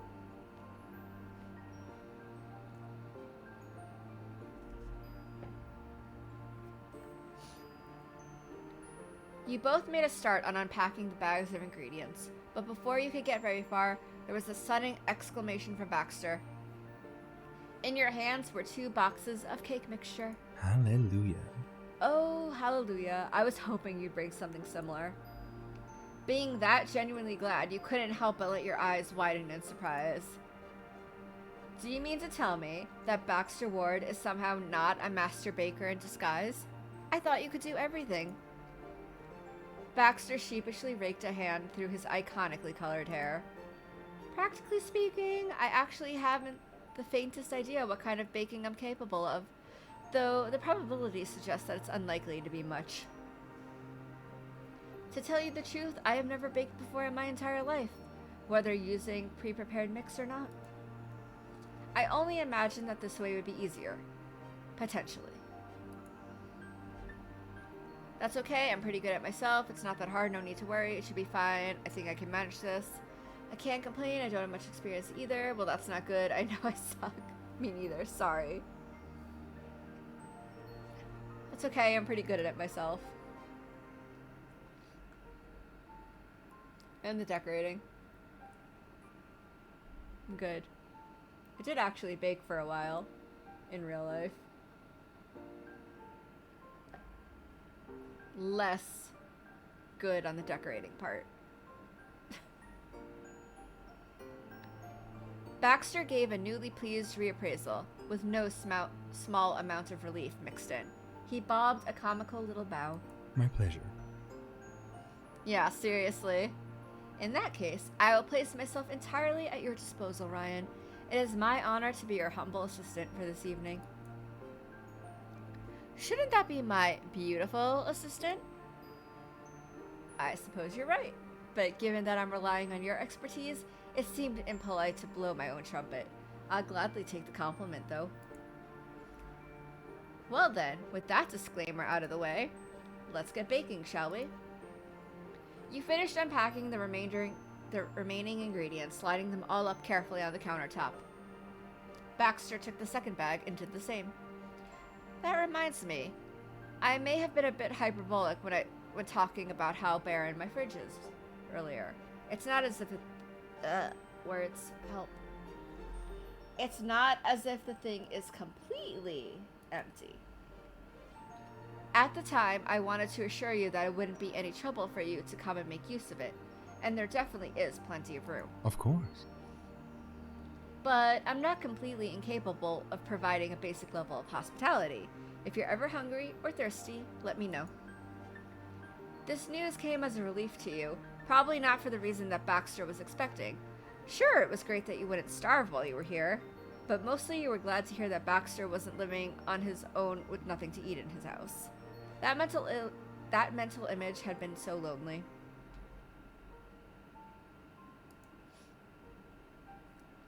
You thanked Bex.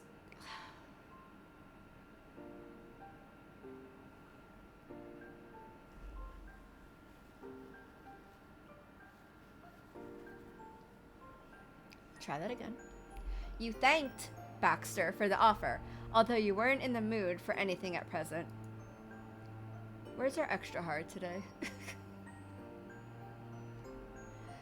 At some point in the conversation, Baxter had rummaged around in a cupboard and added a third muffin tray to the two of yours.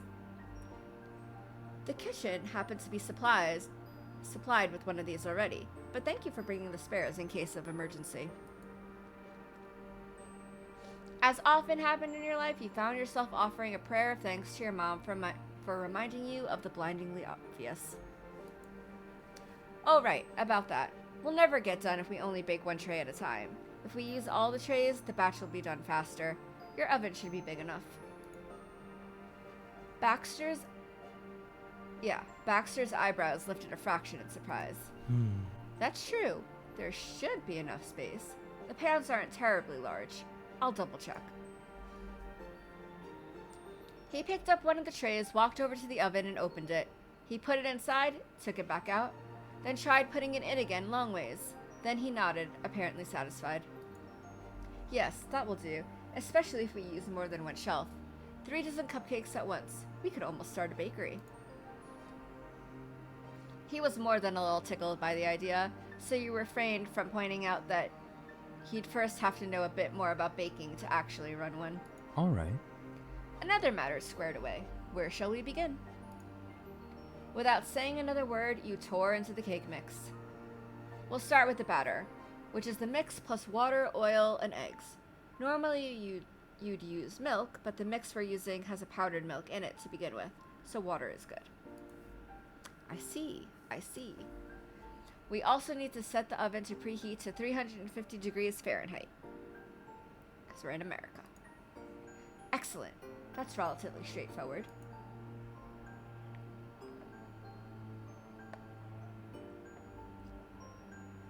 The pair of you promptly made a start, measuring out the ingredients into a mixing bowl didn't present any real challenge. Baxter insisted on cracking the eggs. Even I know how to do that much. With everything together in one bowl, you started to stir it together using a wooden spoon. While you were mixing the batter, Baxter diligently placed 36 miniature paper cupcake liners into the tins. Once he was finished, he came and peered over your shoulder into the bowl. Is it ready? You gave a firm nod. You had the batter at a good, even consistency, moderately thick, while still being runny enough to pour. What do you think? How are we meant to get it into the trays? A spoon, perhaps? A serving spoon would do fine, although a rubber spatula would come in handy for getting the last bits of batter out of the bowl. You picked them both out of the utensil drawer.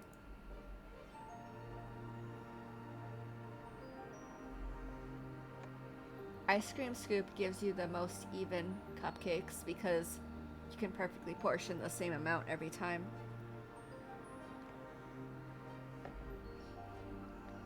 Portioning out the batter into the cupcake tins was where things started to get more involved. Hi, good morning. I'm good, how are you? Well, okay, sorry, good afternoon. It's afternoon now. Yeah. A lot of, bakers, especially professional bakers, use the ice cream scoop method for cupcakes. Especially since you can get different size ones. Once you get the perfect size for the size cupcake that you want, you only really have to do one scoop for each cupcake, and it'll give you, like, perfectly even cupcakes the whole way for your whole batch. You use ice cream scoops a lot for portioning out batter in bakeries.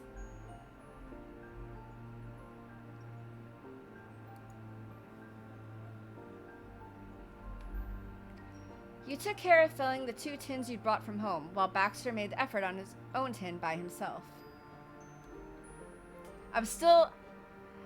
It is my favorite game, but also I'm still getting through all this Baxter stuff.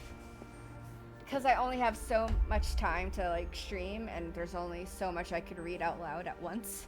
It's taking a while. But we're getting through it. I'm determined to finish this one on stream.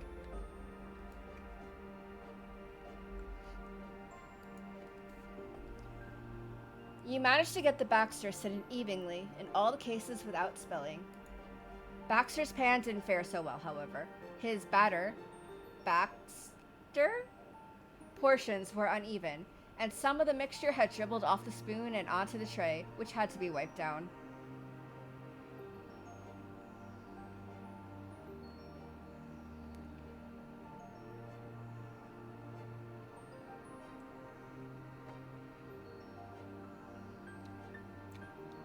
We've had this conversation before.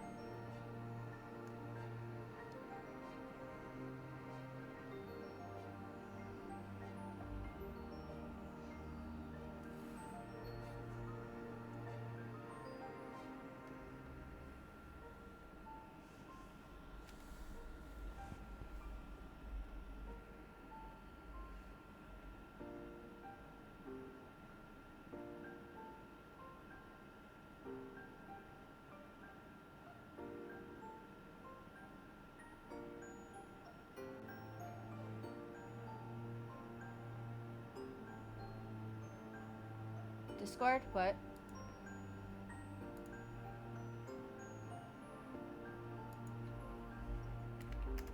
Okay, Kobe.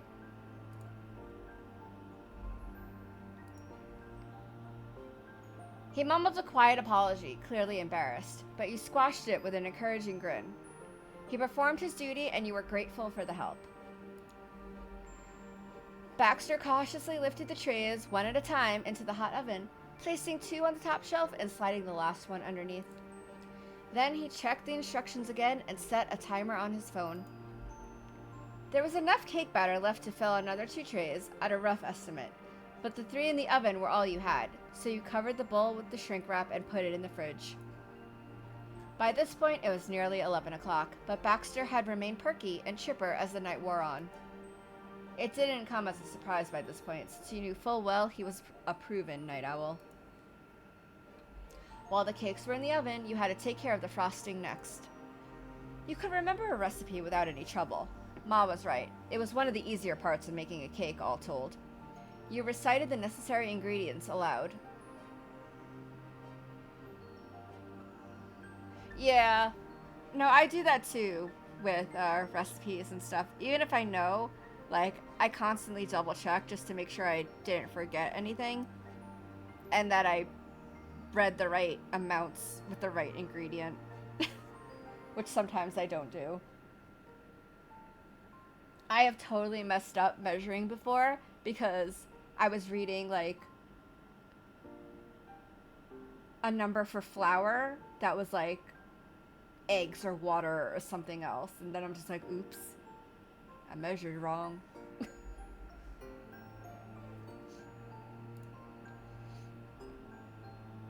As you went down the list, Baxter foraged around on the countertop and handed the named items to you, which you added to a fresh mixing bowl. Yeah, that happens too.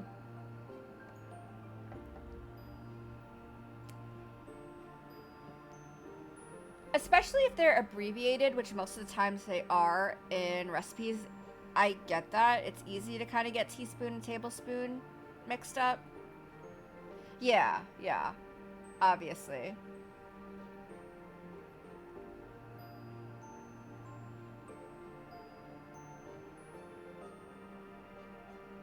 Mm-hmm.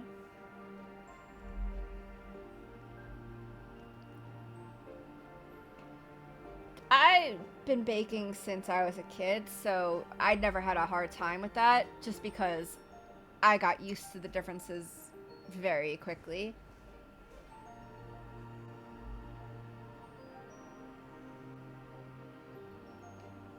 Oh, I bet. English is hard. It's the only language I speak, and even I know that. English is just hard. And confusing. And it's no wonder we can't speak any other languages or have a hard time speaking other languages when we have to deal with this mess of a language all the time. Then he dove under the counter for a moment and popped back up sporting a handheld electric whisk. It really is. I'm impressed at how well you do, since it's not your first language. I'm always impressed with other people who speak English so well, because most people who grow up speaking English, I'm talking American English, I don't know about British English, if it's the same thing, but just American English, like, I'm just like, it's a crazy ass language. It's like, we're used to it because it's what we grow up with, but once you start comparing it to how other languages are formatted, you're just like, we have a crazy ass language. And it actually makes it harder to learn other languages because of the way our language is. At least for me. I'm just terrible at languages in general. I know people can do it, but it's such a fucked up language. Even I can admit that.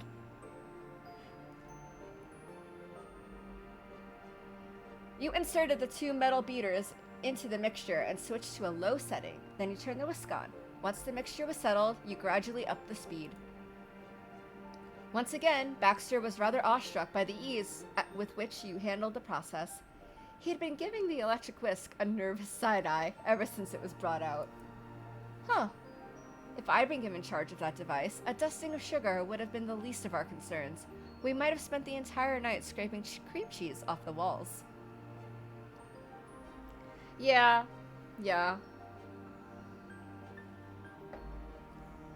Like, it definitely wasn't a thing being done when I was growing up as a kid.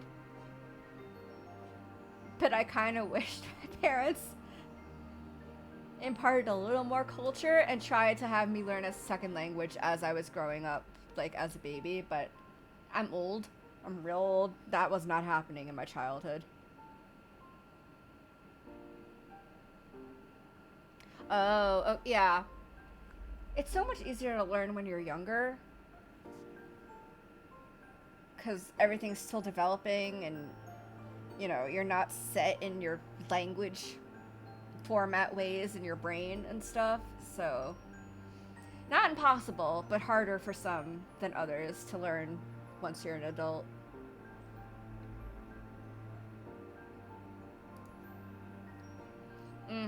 It really is. You chuckled and continued to smooth out the spread. While you doted on the bowl, Baxter had been peeking around the side of you with interest, leaning in close in order to get a better look.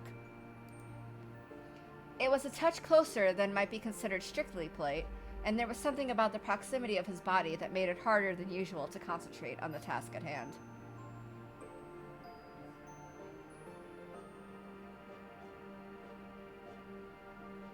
Wow.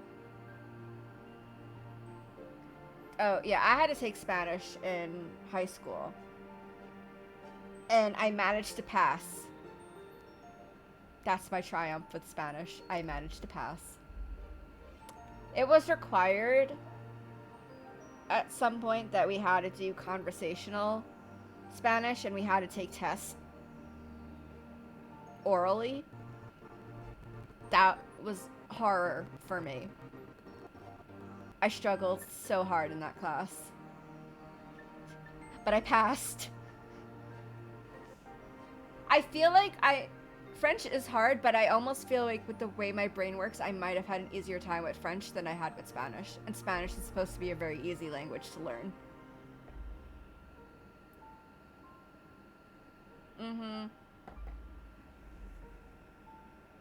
My high school didn't have many choices. I think we had... It's mostly Spanish. There might have been French.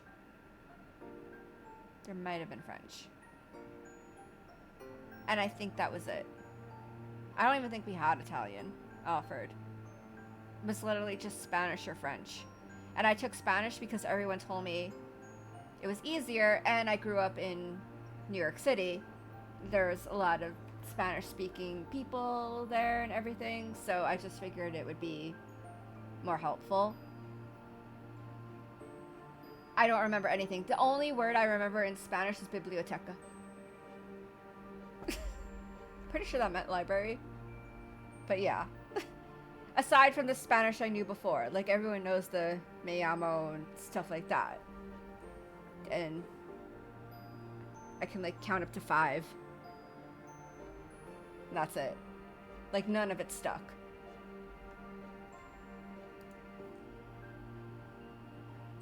You certainly didn't mind per se, but still. You were operating dangerous equipment here. You could easily pick out the smell of his aftershave. You swallowed. German, Spanish, and French. Wow, Italian and Chinese. Sign language didn't count as a language? Oh. Danish is so cool. Oh. European schools. I would learn Danish. And also, sign language is totally a language. It should have counted as a language. See? Kobe agrees. We're both like, Danish? That's so cool. Oh god, I went to Iceland a couple times, and the words there are... The words in Iceland are very long and full of consonants. Ah, yeah, okay, I get it. Fair enough. It's just for us, because our choices are usually so basic. It's like Spanish, French, sometimes German, and nowadays you can get like Japanese, Chinese, Korean sometimes. Like other European languages just sound cool to us because we're like, we don't get it. Yeah, we are dumb Americans and everything is exciting. That's literally what it is.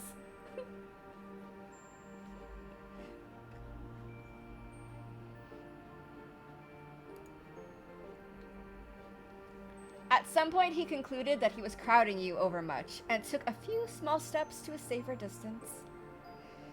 He sort of lounged against the far corner, trying to make it appear as though he always intended to do so.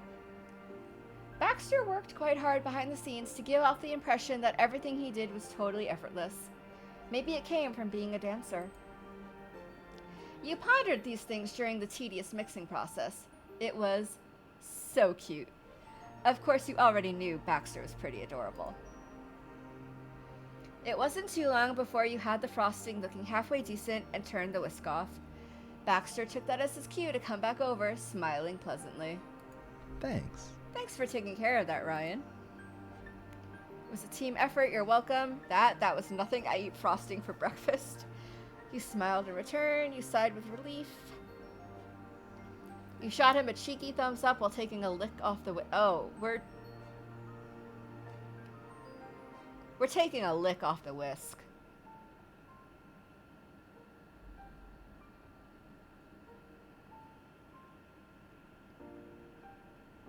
Oh, really? Geography is hard. I could do geography up to a certain point, but sometimes I get confused on where certain states are. And countries. Like, there's a bunch of European countries I could probably place, but there's a bunch that I will probably put in the wrong place also. Oh, that I can do. I could place France and Spain. I could do that. Definitely France. Pretty sure I could do Spain, now that I'm thinking about it. But yeah, if he's a Brit, then that's like, that is your geography, almost, so...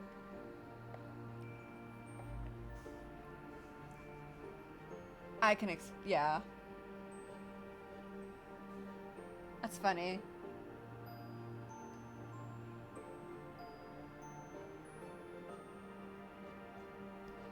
Geography just... I don't think it's really taught in America anymore, really. I don't actually know. It's been a while since I've had any interaction with, like, the school system. But it was kind of barely taught when I was a kid, and by the time... I was a substitute teacher also. I was going to go into teaching.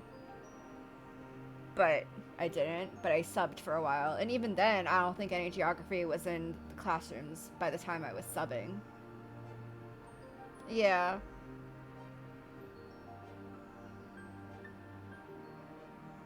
Oh, wow. Tested once, never mentioned again.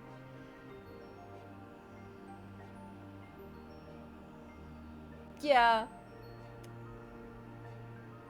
I don't know. I kind of understand why people would feel geography isn't important, but also geography is kind of important. You should kind of know where places are. But, you know, priorities. It's not math and reading. It has nothing to do with state scores and test scores or whatever, so can't teach it. Okay, right, we're taking a lick off the whisk. Baxter's face creased into a look of mild concern. You know, Careful, Ryan. We want to be sure we'll have enough to go on those cupcakes.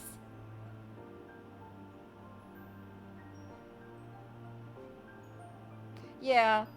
I mean, when we were taught geography, when I was taught geography at least, it was mostly the United States that they taught. Like, North America in general.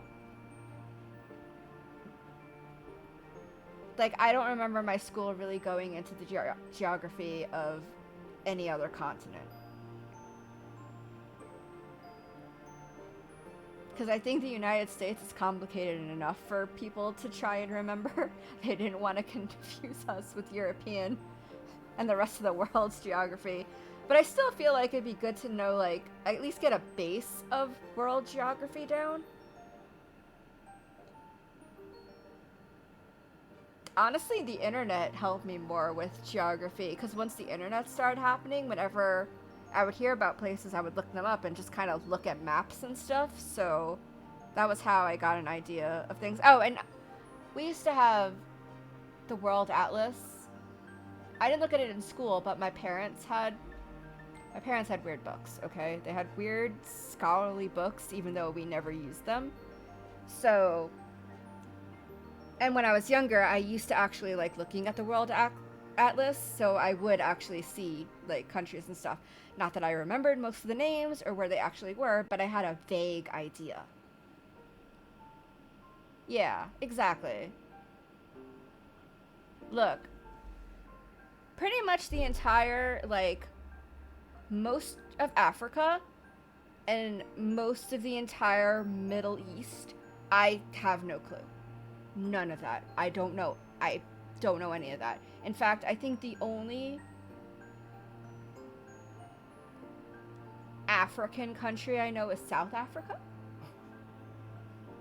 That I could say with, like, certainty. I might be able to guess on a couple others, but that's it. And yeah, Middle East and parts of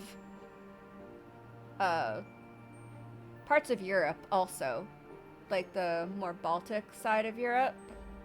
That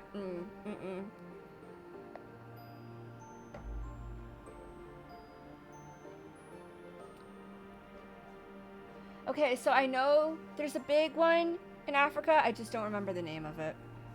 Is that Kenya? I have to look at a map now. Hold on. No, I have to look at a map of Africa.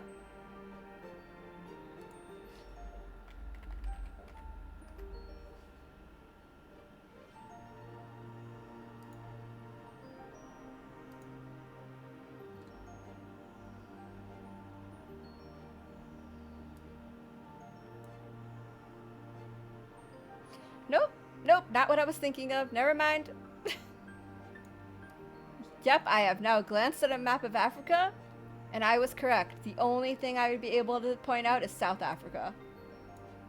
I legit have no clue. Now that I'm looking at this, I wouldn't have been able to point out any other country. Or any other,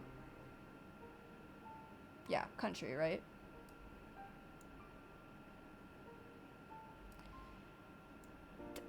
After thinking about it, I might have been able to get Madagascar, but I tend to forget that Madagascar is a part of Africa because of that whole island situation.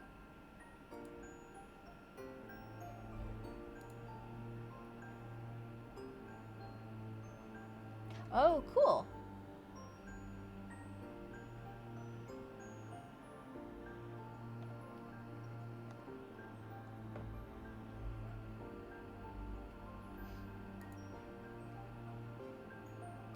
And besides, he leaned in, reaching up to swipe the pad of a thumb across the corner of your mouth. Before you could even register it, he slipped the frosting-coated thumb into his mouth. You're a bit of a messy eater this late at night. Yeah, I know names of places in Africa, but I don't know where they are. That's basically what I meant. I know names, but I don't know locations. Your mind had gone totally blank, racing to catch up, but after a short pause, Baxter backed off again and acted as if nothing had happened. This guy was going to kill you one of these days. I'd originally planned to put the frosting in the fridge while we wait for the cakes to finish, though that might make it too difficult to spread on later. What do you think? You'd been about to say the same thing, so you merely nodded in approval. It was nice to see that he was beginning to figure things out. At this point, you were inclined to relax a bit. Even with the frosting taken care of and the comforting smell of baking in the air, Baxter was in the mood to keep himself busy. In fact, your success with the cakes, however relative that success might be, had put him in an industrious frame of mind. You watched as he cheerfully donned a pair of rubber gloves, black, of course, and began to fill the sink with water in order to wash the bowls and other baking equipment. While the faucet was running, he also took out some cloths and surface cleaner with the intent of wiping down the countertops wherever there were traces of cake mix powder and batter.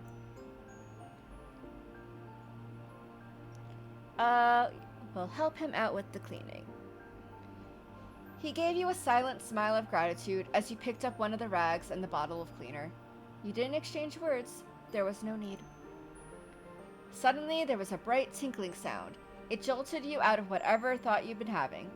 Baxter's hand went back to his back pocket. The timer on his phone had run out. Exciting. The cakes are done. He was genuinely excited by the prospect, hastily jabbing at his screen to turn off the alarm, then grabbing a nearby pair of oven mitts with pictures of cats on.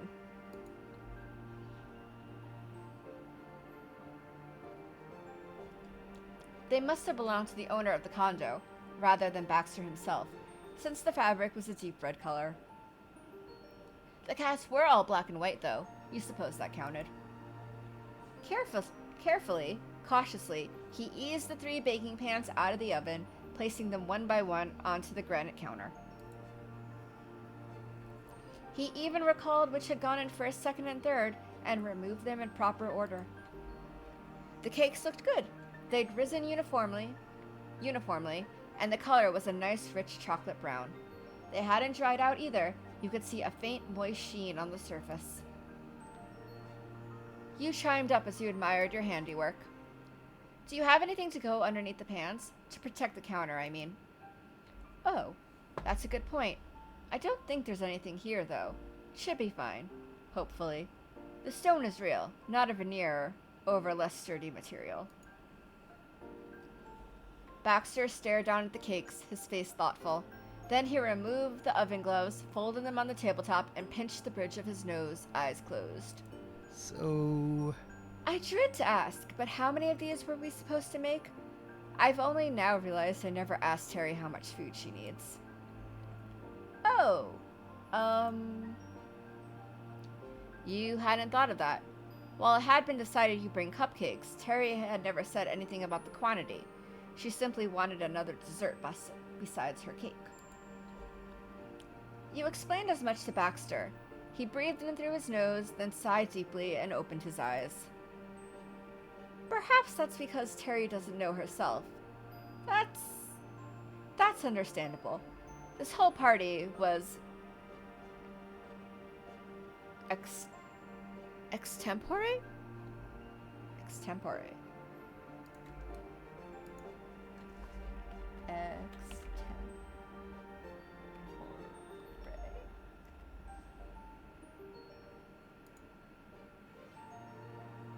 Extempore. Okay, sure.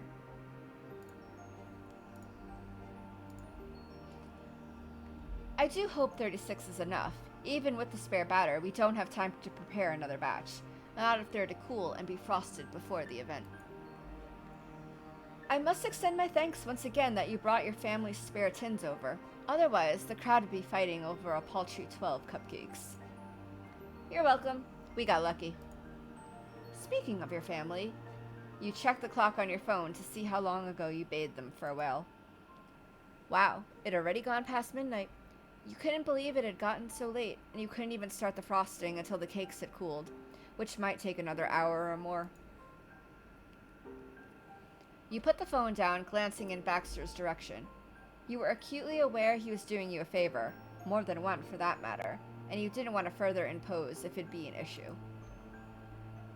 You decided to put the question to him directly, as much as you were able.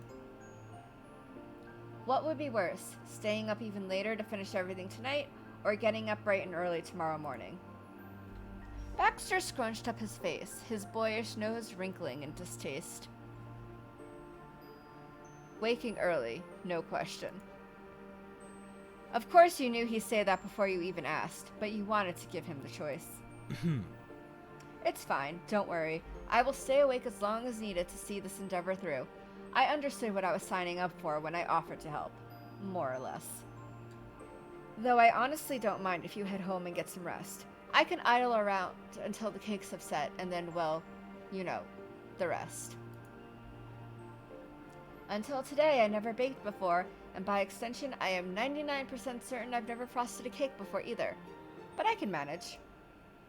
He cleared his throat, crossing his arms with finality. The point is, I don't intend to quit until the end. The bitter, but hopefully not bitter in taste, end. Well, after such a rousing speech, I can't exactly abandon you. I guess someone needs to make sure you just don't make a mess of things. Can never make you do that all by yourself.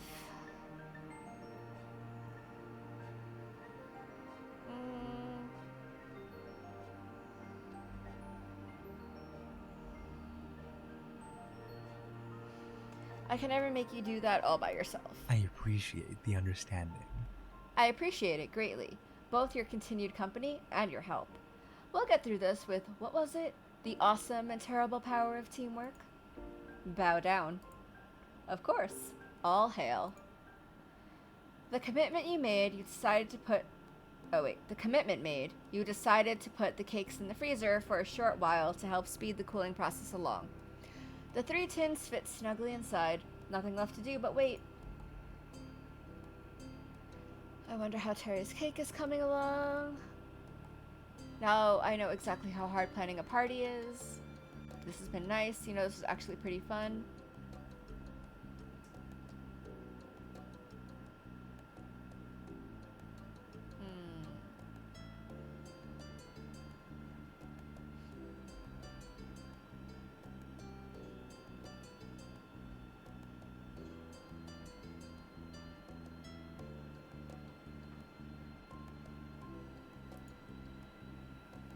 This has been nice. I agree. It's been a delightful experience on the whole. Baxter pressed firmly against the freezer door, making positively sure that it had shut. He then tapped at his phone, setting another timer, before glancing in your direction.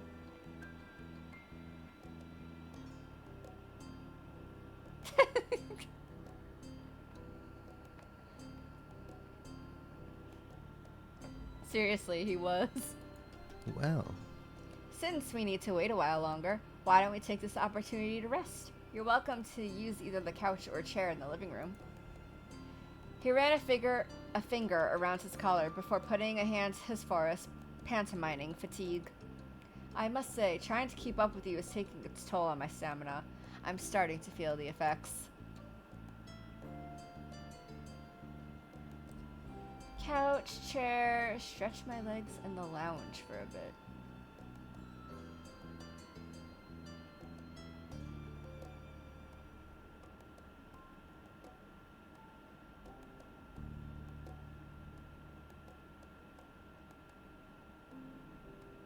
What the fuck is a lounge?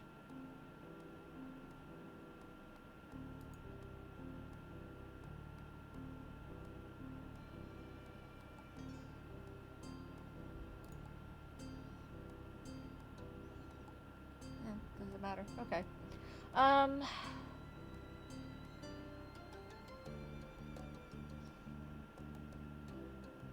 Yeah.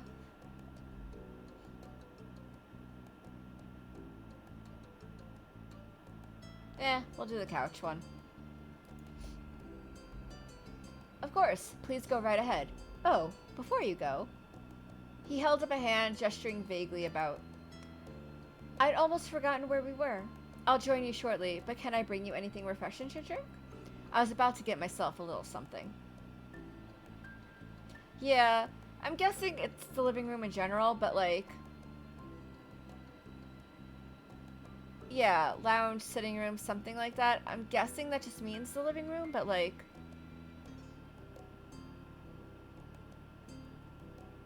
I don't know, the wording just confused me, because, like, stretching your legs, wouldn't that just mean, like, sitting in one of the chairs anyway? So... Yeah, yeah.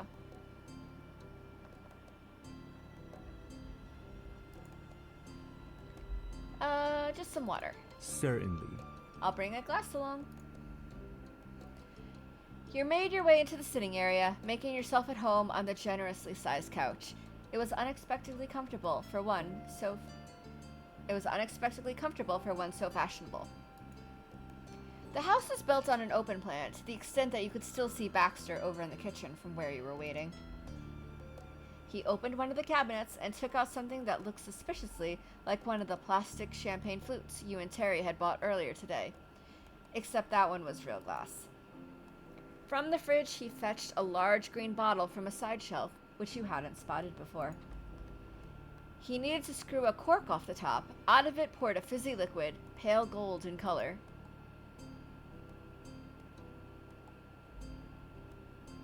Is that real champagne you're actually drinking in front of our newborn cupcakes? What is that, sparkling cider? Are you even old enough to drink that? Why am I not surprised?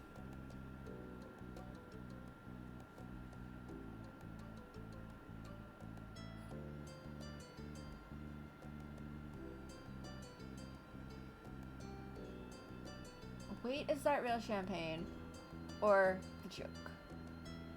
I kind of like the joke. You're actually drinking in front of our newborn cupcakes. Yeah. Correct. The reply came immediately, without so much as a glance in your direction. He had no compunction about what he was doing. Oh, are we getting crunk?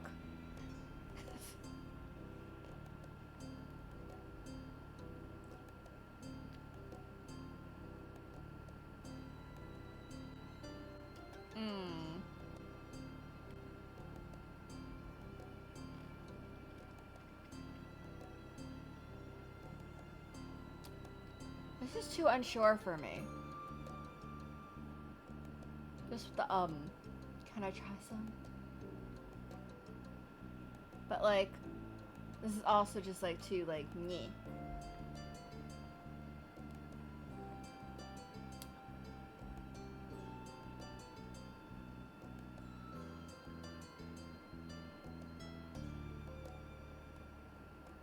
Yeah, yeah. But the thing is that I would want to go with the can I try some angle.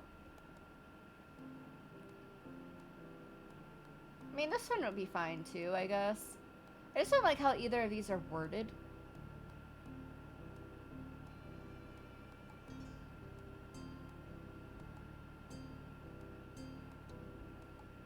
Do they give the same thing? Yeah, they basically do the same set of responses, so... Yeah. We're too bold to say, can I try some? So I guess we're doing this one. Scrap the water. I'll have what you're having. Baxter finally looked over at you, a wry smirk on his face. Then he reaches to the cabinet again, receiving a second champagne flute. I hate to be a bad influence, yet it'd be hypocritical not to offer you the same opportunity to misbehave that I afford myself. And I'd hate that even more. Exceptionally poor manners. Trust me, Baxter, you're not influencing me in the slightest. You are but a means to an end. I have labored long and hard, and I want only your strongest potions. Potion seller! Without another word, Baxter poured a fresh glass, taking them both in his hands. He carefully navigated his way out of the kitchen and perched himself on one of the chairs. You took the drink he held out, then he clinked your glasses together and raised the one he had to his mouth. I won't tell if you won't. His lips curled mischievously. But look at me, drinking on the job. What a shameful way to start my new party planning occupation. Pro bono, naturally. I mean, so much foreshadowing. So much fucking foreshadowing. Cheers, Ryan. He took a long, slow sip of his champagne, closing his eyes and savoring the taste. He smacked his lips and let out a low ah of enjoyment. That hits the spot. Much better than the thing they called a baby Bellini. Though you wouldn't have admitted it, the laid-back manner with which he handled such an illicit topic was rather beguiling. Maybe you had a bit of a soft spot for the bad boys. Your thoughts snagged on something Baxter had said a moment ago. His joke about drinking while on the clock. In a certain sense, he reasoned, it wasn't so much of a joke after all. Baxter had readily committed to helping you and Terry organize Miranda's party at extremely short notice. He dedicated himself to the endeavor, not just today, but tomorrow as well. All of that for a group of people he only recently come to know.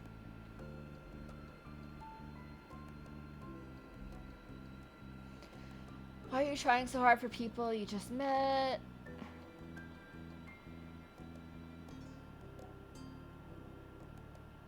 Oh, yeah, I bet. Yep.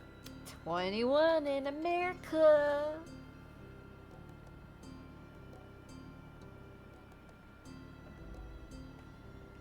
Yeah, I'm sure that was very confusing to anyone who plays this game and isn't in America.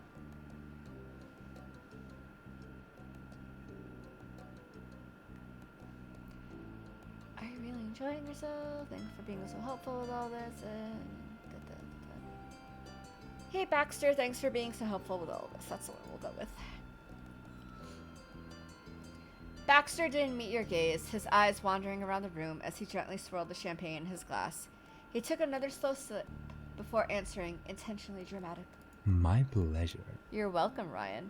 Although I feel very strongly that your gratitude is unnecessary. If anything, I should be thanking you for making me a part of it.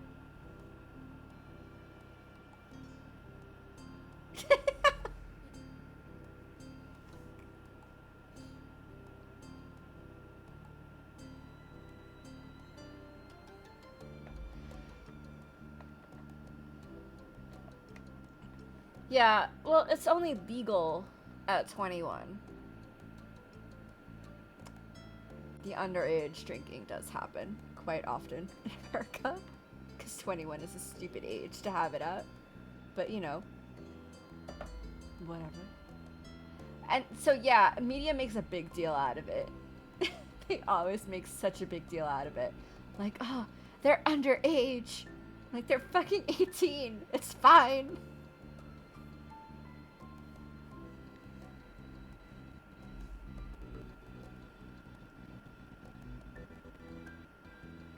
But it's part of, you know, the media play to try and really ram that rule home.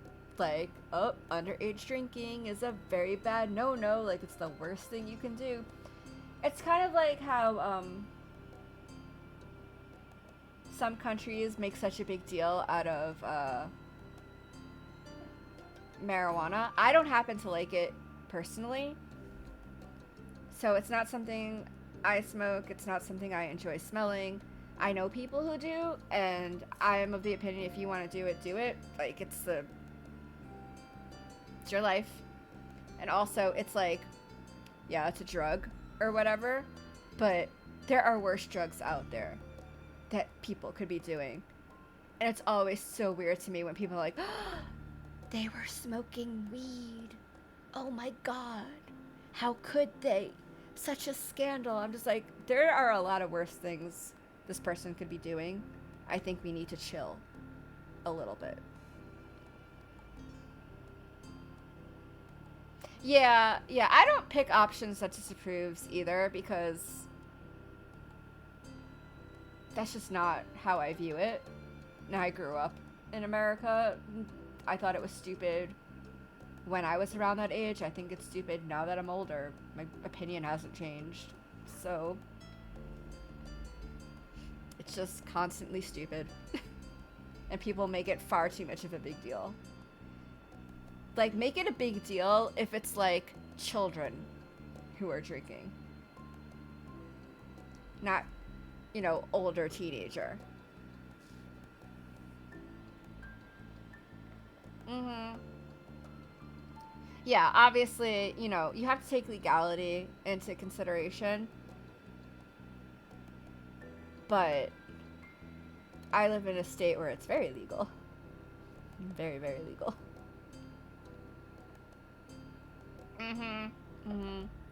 I mean, it's available most anywhere if you know how to get it, but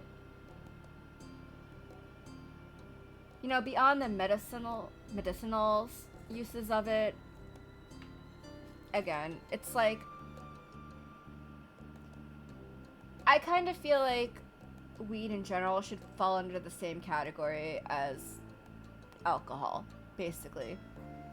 So whatever your alcohol law is in that country, maybe have weed be the same thing unless it's medicinal.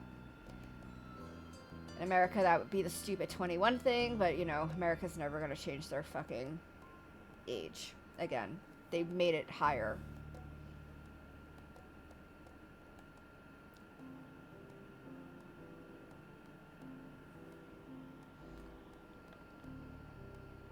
I don't know if it'll ever be that way, but it is what it is. But I just feel like there are things you could actually...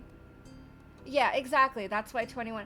Well, it used to be 18 a very, very, very long time ago. I think it changed when my mother was really young. But I'm pretty sure she could drink at 18. And then sometime after she became legal, like within the next few years, I think it changed to 21 because they felt there were too many accidents or something like that. I don't know. Too many drunk kids. Too many drunk 18-year-olds. I don't really know. There was reasons for it. And they decided to stop it, go to age 21. It didn't actually stop anything because we still have many DUIs, many alcoholic accidents and stuff. They're just legal drinking age now. So, oh, yeah. So, yeah, that's a little weird, but at least, you can get it when you go out. I'm not a heavy alcohol person anyway. I mostly like beer. I can drink some wine, and I like sake. That's about my extent with alcohol. Now, a lot of alcohol makes me sick. So, but I do like it occasionally. I don't have a problem with it. So, but like I said, I mostly drink the lighter alcohol. I never got a taste for spirits or anything like that.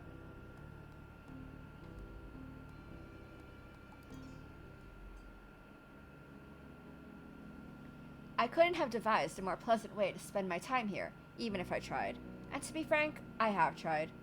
I didn't come to Sunset Bird totally devoid of any plans or ideas. You and your friends have invited me to participate in an event with great significance to you. It's a profound gesture to show to a relative stranger. When it's over and I am long gone from here, I hope you can all look back on this party for years to come, maybe for the rest of your lives, and treasure the memory. And if I am part of that memory, then that is satisfaction enough, though perhaps I'm in danger of giving my contribution too much credit. He was smiling, but it was a muted, distant thing, like a car headlamp seen a long way off, ready to turn a corner. It felt akin to a farewell, even though he wasn't leaving yet. The glimmer was gone as his eyes met yours over the rim of his champagne flute. Besides, I'm on vacation. I have nothing but day after day of generous free time. It'd be silly to begrudge it being used, especially as it's easier for me. Oh no, you made me laugh. Oh. Hi, Paps. I know. You could do the moments in any order, so that's why they leave time really, like, ambivalent. But still, like, at this point, we've known you for more than an hour. Let's put it that much.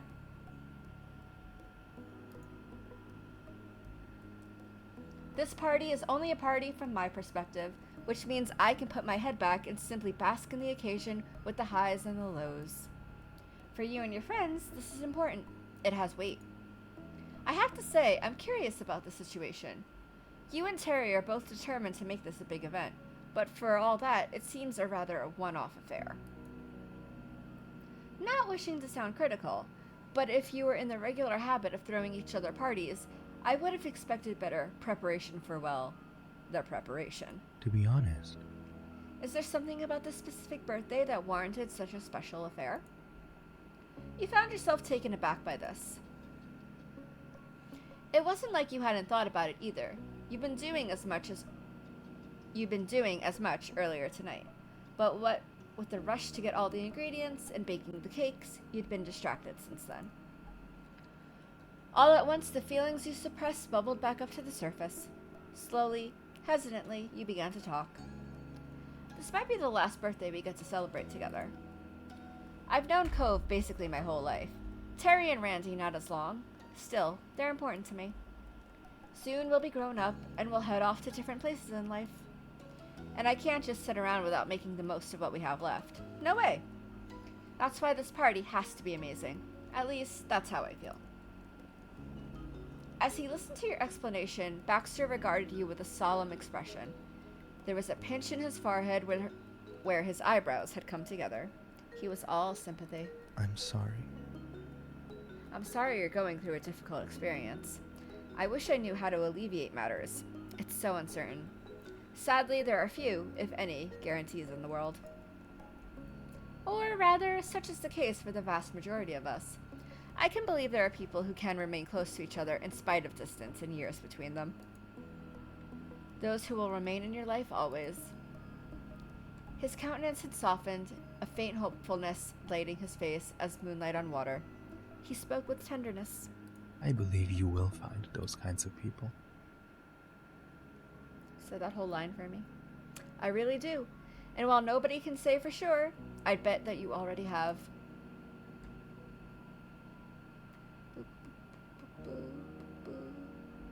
Thank you for listening. I think I found them too. I hope you're gonna have something like this as well. Are you saying that you'll be true to me always? You beamed at him, nodded quietly. Well, this. But like this.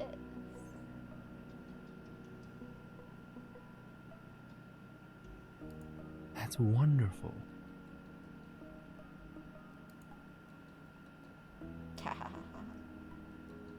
Uh-huh.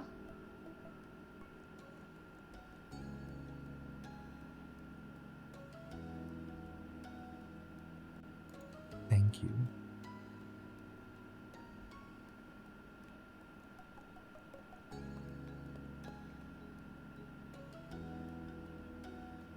Yeah, I'm gonna go with this one. Are you saying that you'll be true to me always? Baxter stared at you aghast, his mouth dropping open in shock. He fumbled for a reply, half stammering.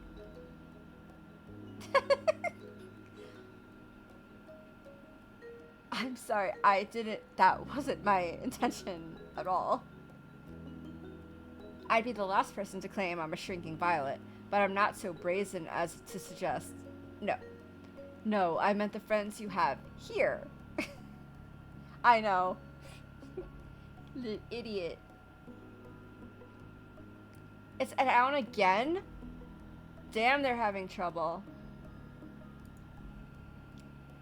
Terry, Miranda, Cove, especially Cove. I meant those kinds of people, of course. I'm sorry. Yeah. He's a hypocrite. I'm not making sense. You are? We good? There was a long pause. The only sound was the faint whisper of a car passing by, the gurgle of the fridge from the kitchen. Ah! The two of you jumped in surprise as Baxter's phone went off like a shot in the night. It was the alarm he set when he put the cakes in the freezer. He shakily turned it back off, getting up from his seat. A few seconds hesitation and then, well now, those cupcakes had better be ready for us. Yeah, seriously. Saved by the cupcakes. It had the vaguely dangerous quality of a threat, which was so absurd after the past few minutes that you couldn't help but giggle.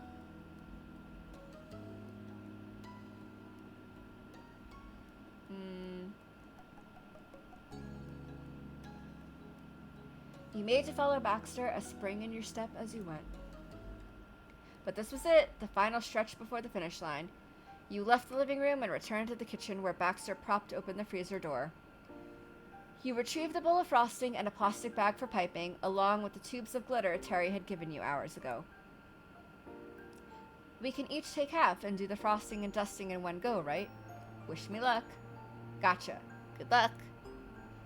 You both set about this last task with a grim determination. You worked quickly, not sharing any conversation or otherwise distracting from the job at hand. You frosted and dusted, each of the 36 cupcakes being lined up along the counter as they were completed. Oh, drat. Make that 35. The singleton Baxter dropped splattered helplessly on the kitchen floor. There was a break in the frosting, a moment of respect for the cake now lost. Then you both shrugged. One extra cupcake wasn't about to make a world of difference, though Terry might have disagreed. What Terry didn't know wouldn't hurt her. When the surviving cupcakes had been properly outfitted with sugar, more sugar on top of the existing sugar to be precise, you stepped back to admire your creation. There was a marked difference between your half and Baxter's, beside the fact that he was now one cake short. Yours were quaint little jewels with matching tops. His glitter was uneven, and much more of his frosting had come out in lopsided heaps. They should still taste good, and that was just as important. You two fished out 4 airtight plastic containers from a lower drawer and stashed the cupcakes inside. Lids were closed. Ah! No! Buttons, help! Lids were closed, boxes were in the fridge, and finally, the door was shut. Now we can go to the next one. It was finished. You had survived. You checked the time. It was almost 2 in the morning. You could have almost cried from joy. Baxter rubbed his tired eyes, then massaged his temples. I've a newfound respect for bakers everywhere. I shall look forward to having all my future life events professionally catered, even if it costs a fortune. He stared down at the miserable remains of the casualty cupcake on the tile. Never. Never again. You laughed, the sight too funny for you to keep a straight face. Ignore the mess. I can take care of it. I'll see you back to your house. I fear your parents might be worried that you've been out so late. You reassured him that it was fine. Your moms knew you were just across the street, and you'd said it might take a while. You weren't concerned. Baxter was relieved to hear it. The journey home was a blur, a disconnected sequence of images. As promised, Baxter walked with you down the steps of his condo and across the road. He remembered the stars twinkling overhead, the clap of your shoes on the asphalt as you skipped along. You ambled through your childhood home in the dark, by feel and instinct alone. You counted the stairs in silence, tiptoed into your room, approached the bed, and then... you jerked awake with a start. There was a loud knocking coming from your bedroom door. How are you? Kiddo, you awake? I'm gonna sneeze, hold on.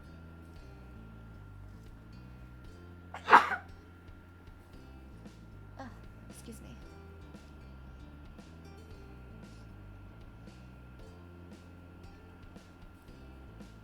You were in your bedroom. You were pretty sure about that anyway. 80% positive, at least. Thank you. You were too drowsy to come up with any more creative places to be.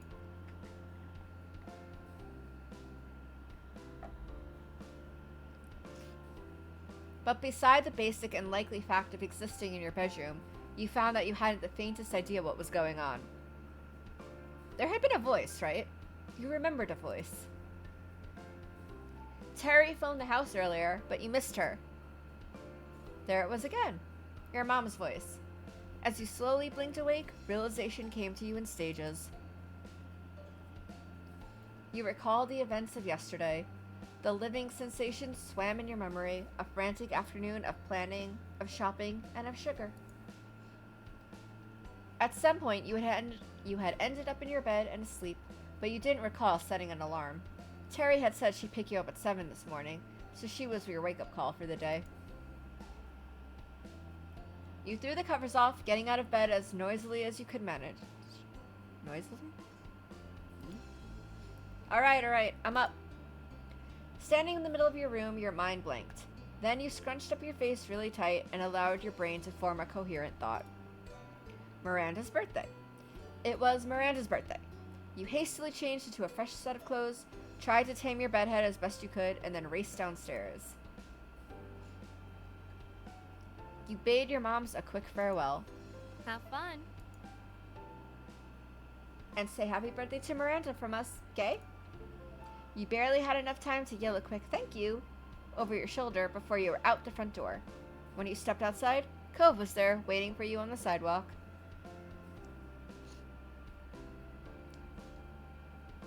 The number of times you left the house to find him there, it sometimes made you wonder if he lived on your sidewalk. He hadn't the faintest trace of sleepiness on him, but then Cove rarely did. He was a tiny sun at any time of day, but mornings were when he shone the brightest. You exchanged your usual greetings, but rather than stop to chat, you kept on walking by.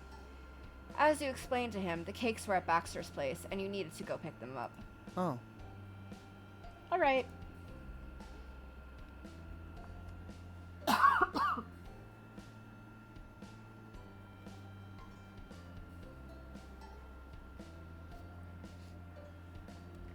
That sneeze released all my allergy stuff that my allergy pill had been keeping at bay.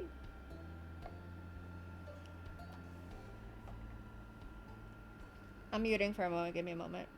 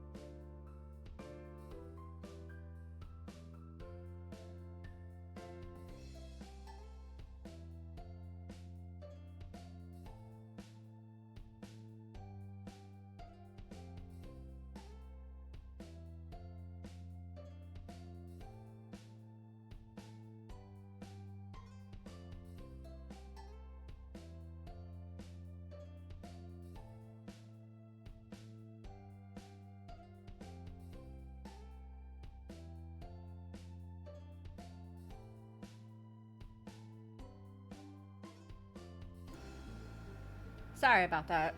I had a coughing attack.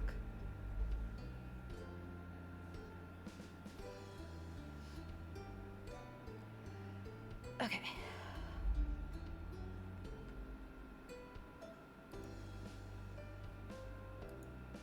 Checking something real quick.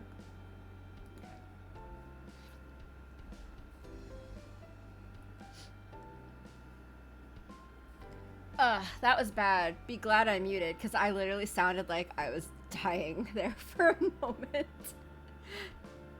I wasn't even coughing on anything, it was literally a tickle in my throat. Cove didn't tag along, content to leave you to your own devices. That made sense. He wasn't yet at the point of seeking out Baxter's company willingly, and wasn't likely to start right now. When you knocked on Baxter's door, it popped right open like your meager taps had knocked it off its hinges. Hi, Baxter. Nice to see you. Good morning. I've been expecting you. You had gotten that impression. I'm amazed he's awake at this time. Did he just not go to sleep? He moved aside in the hallway to let you pass, and you strode briskly into the condo. He followed you into the kitchen, where you found the cakes in their containers, stacked on the countertop.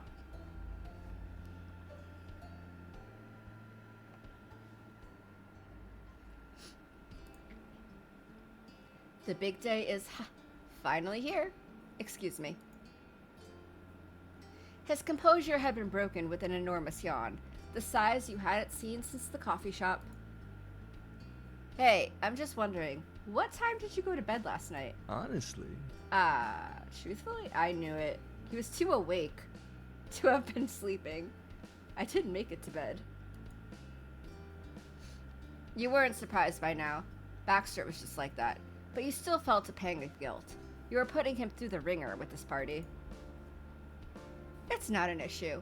I felt rather rough after I finished cleaning yesterday, and took the liberty of having a nice long shower.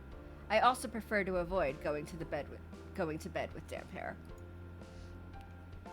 But no sooner had I gotten dry than I realized I wouldn't be able to get any substantial amount of sleep before I needed to be up again anyway. So I stayed awake instead.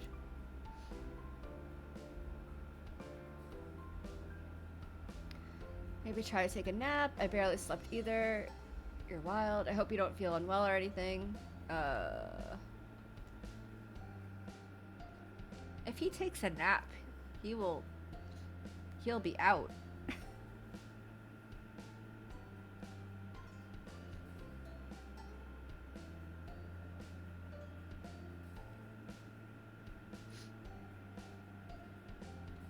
I hope you don't feel unwell or anything.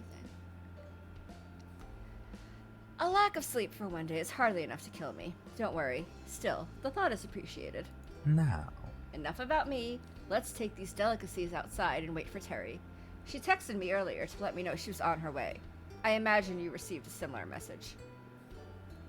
Terry had indeed sent you a message, although it was too early in the day to be hit with something with so many exclamation points.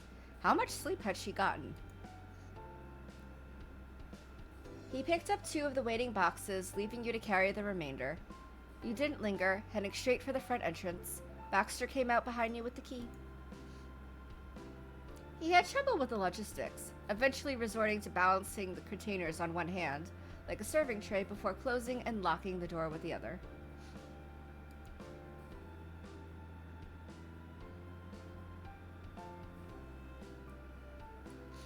Back on the street, Cove was still loitering on the street down by the front gate, blissfully unaware of what the secret party planning committee had gone through for this. Baxter called over to him, full of characteristic good cheer. Good morning, neighbor. Hey. Cove's response was quiet, more distracted than aloof. He was peering with interest at the boxes you were carrying. He had hopes about their contents.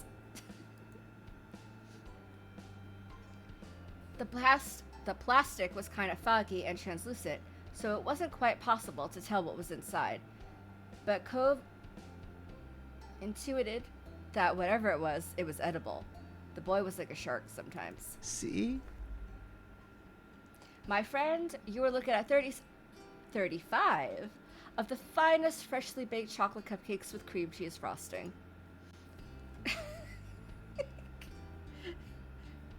No, you cannot eat them before the party.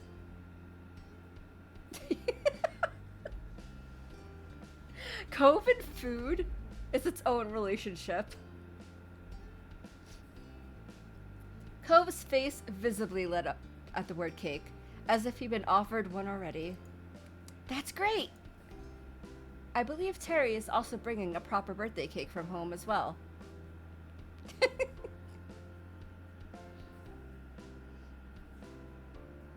Literally, this boy will get distracted for anything, especially sweets, though. He really likes dessert and cake. And will steal these cupcakes if we don't keep an eye on him. Cove's smile grew even wider. You hoped Baxter was taking notes. The way to a man's heart is through his stomach was a phrase you suspected had originally been written about Cove. The promise of treats was far and away the most exciting aspect of any party, at least to him. Your childhood companion was so silly, you thought. He provided you with most of a lifetime's worth of entertainment for free. In fact, someone had tried to pay you to have it. Those won't be the only sweets either. There's going to be a chocolate fountain, too. Cove's mouth formed a perfectly round O, and you thought you could see sparkles in his eyes. Or maybe they were sprinkles. Yeah? What are you guys bringing to dip in it? Strawberries, marshmallows, banana slices, pretzels? While Cove was busy listing every single item he thought might reasonably taste good drenched in liquefied chocolate, it struck you that you didn't know what the answer to this question was. Was Terry handling that? Were you supposed to have thought of something? You exchanged a nervous glance with Baxter, who shifted uncomfortably from one foot to the other. Very not good. Baxter didn't have a clue either, which could only mean that you had never even discussed the matter with Terry yesterday. It was the cupcake quantity quandary all over again. Your shoulders slumped. You had honestly never anticipated organizing a party would involve coordinating so many different things. Your mind simply couldn't keep track of it all. Seeing your distress, Baxter slipped into his usual mind of cool cucumberness. Let's think about this. Terry took the fountain home with her, so we can sensibly assume that she's taken charge of it, and, by extension, the offerings to dip into the fountain.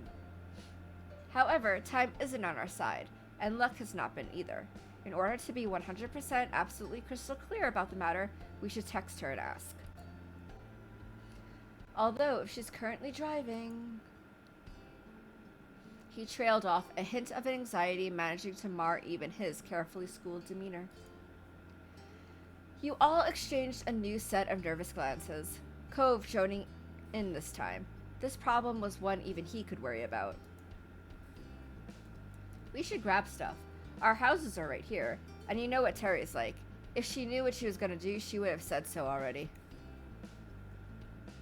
Baxter inclined his head in agreement, bending down to place his boxes of cakes on the ground, near the condo's front entrance. Then he straightened, pulling himself up to his full height. Fine. We are going to our homes to retrieve some suitable samplers. Terry will arrive and take us to the venue, and there will be no further problems. His voice resonated with a forceful air of finality. This is perhaps the closest you've seen to Baxter losing his temper. Then he added as an afterthought, unless of course we are hit by a car on the way there, but quite frankly, I will be much too tired to care about dying by then. Let's... Me?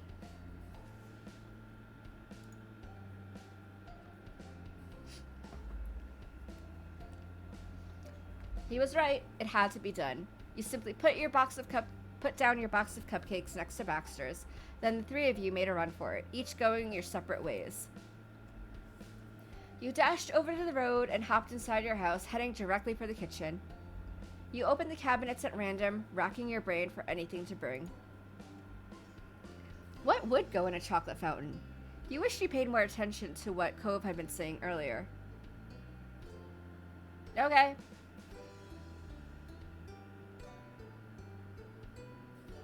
Though you did remember to swipe the bunch of ripe bananas off the counter. Then you hit the jackpot on the highest shelf of your family's cupboard. Back outside, the three of you examine the spoils of your impromptu raiding party.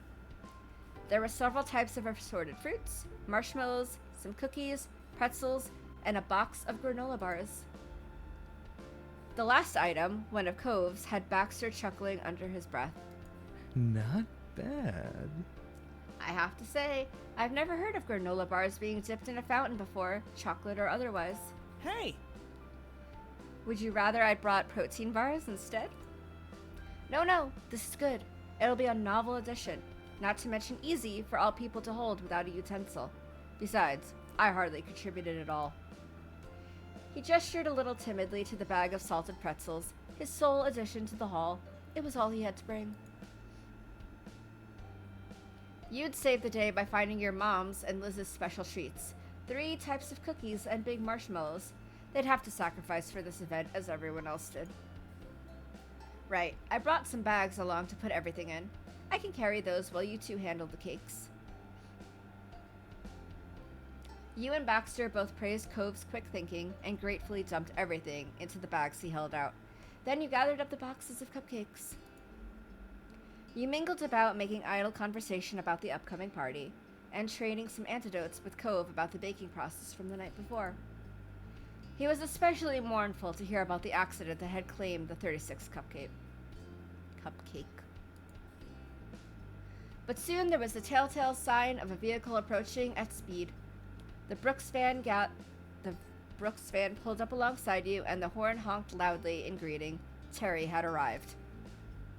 You could see the enormous grin on her face through the front windshield. She enthusiastically stuck her arm out the driver's window and waved. Cove beamed and waved back. Right. I'll get the door. He pulled open the sliding side door, jumping inside and striking up a conversation with Terry immediately. You clambered in after him.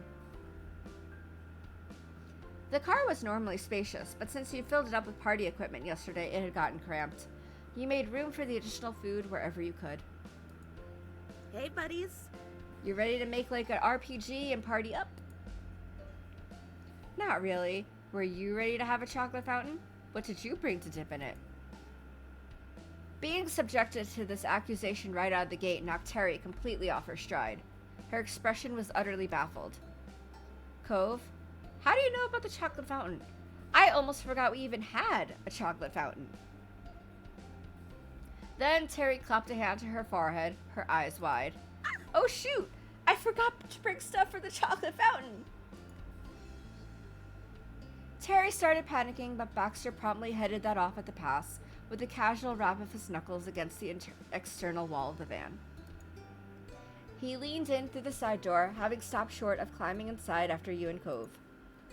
No need to worry about it, Terry. We thought that might have happened, so we took the liberty of bringing along some offerings of our own. Yeah.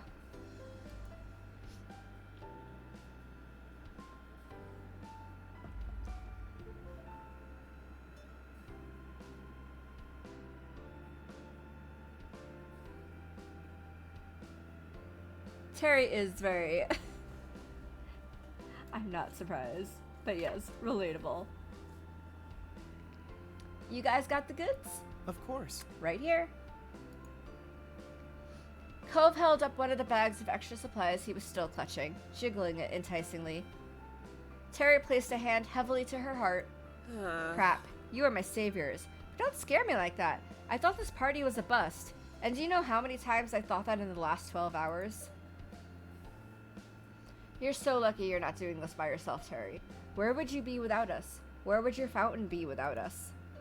Oh yeah, you got that right. Remind me to treat you to something once this is all over. Deal. What? Hold on. You barely did anything yet, Cove. So? He is present now, and it was thanks to him we realized what was amiss. Cove speaks for us all, I think. You have yourself a deal, Terry. Fine.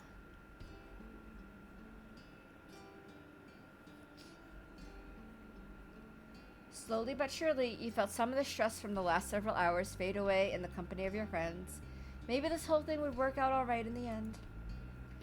Baxter gently tapped the side of the vehicle again to grab everyone's attention. Does that sound alright? With that safely out of the way, I'll part with you three here. I'm going to drive along behind in my own car, if that's alright. Okay. Sure? That's cool with me, man. Terry really didn't get what Baxter was doing, but she wasn't about to start raising objections. A brief glance at the two of you confirmed that neither you nor Cove had a clue between you either. Splendid. I'll see you very soon. He punctuated his farewell by shutting the van door, leaving you and Cove to buckle yourselves in. Terry watched in the rearview mirror as Baxter approached his vehicle and got inside. Once he fastened his seatbelt and flashed her a quick thumbs up, she pulled up the van and drive and pulled out. Baxter followed suit, and the four of you were off. You sat with the boxes of cupcakes stacked precariously in your lap, your arms wrapped around the sides to prevent the tower from toppling. You were hyper aware of every last dip and bump in the familiar roads, like you've never been before. As you went along, Terry laid out the plan for when you arrived. All right. So, the idea is to make sure we get all the snacks and drinks and all that stuff ready first, in case we're missing anything. Anything else? Then we've got to decorate everything as fast as physically possible before noon, basically.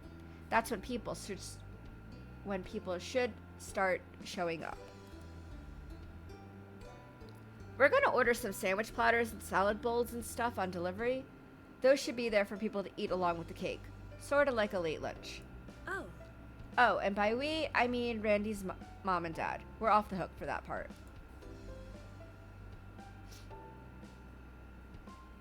She threw her head back and whooped with glee.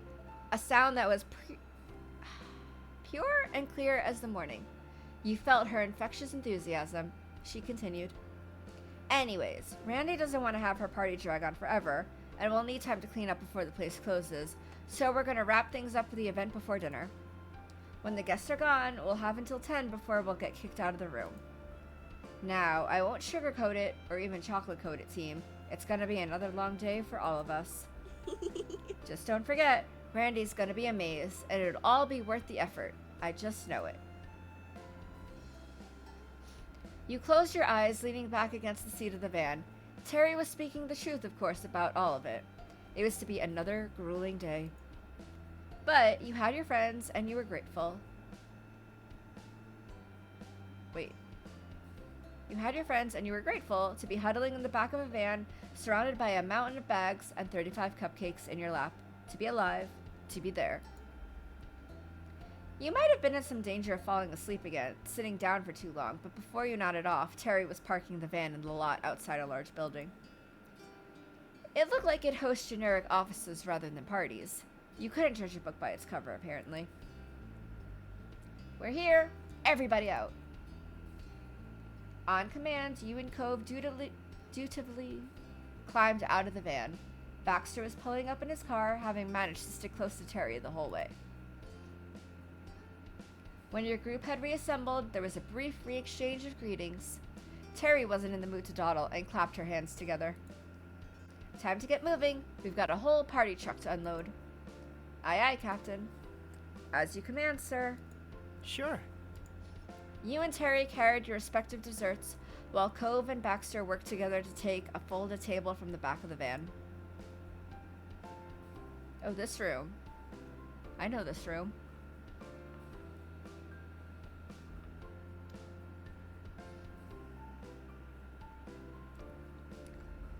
Pretty sure this is one of the places you could choose in the wedding DLC to have your wedding up. Terry led the way to the rented room. You peeked your head around the cupcake container and got your first look at the party space. It seriously was perfect for this, and exactly as Terry had originally described. Shiny, pretty, and pink. On Terry's direction, the boys put the table down in what would eventually be the refreshment section of the party.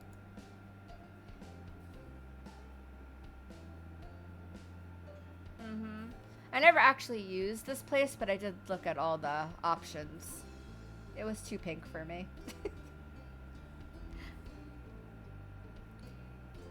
Once it was stable on its feet, Baxter was quick to cover the surface with one of the golden tablecloths. It was ready to go. Ever so carefully, you set your plastic chest of bejeweled consumables down. When the opaque lids came off, the revealed frosted tops were still intact.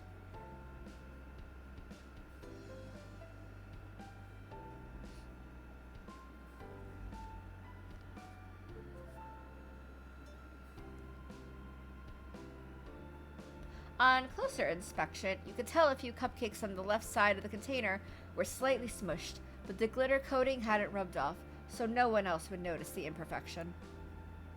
Ah! Tara's gleeful exclamation came from over your shoulder. She'd caught the sight of you and Baxter's handiwork. Very nifty. That's what I'm talking about. The white cake with bits of rainbow confetti in her hands was the one element that was out of place with the theme. It was entirely unglamorous, a relic of more childlike birthdays. But that's why you were certain Miranda would adore it. She hadn't completely outgrown her old favorites. Terry put it next to the cupcakes and gave you a big thumbs up. You had everything you needed, and the biggest potential disasters had been avoided. You could focus on the rest of the preparation work with confidence. The whole secret party planning committee went for another run of supply gathering. Another table and piles of plastic bags were brought into the venue. On the third round, everything had made it inside. You carried a red cooler filled with chilled, sparkling cider. Terry hid that under the covered table until later. Then, all four of you sat around the lit-up dance floor, taking stuff out of bags and sorting it into piles. Things for food on one half of the room, decorations on the other. Terry and Cove were both cross-legged. Baxter kept his legs stretched out.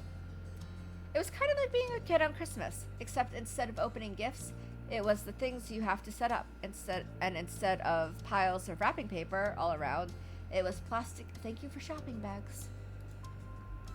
You still had plenty of fun, especially after it was somehow decided that Cove Holden was the perfect hook for the feather boas. One after another was tossed over his shoulder and into his lap until he looked like a multicolored big bird. Cove accepted the assignment with only a moderate amount of complaining.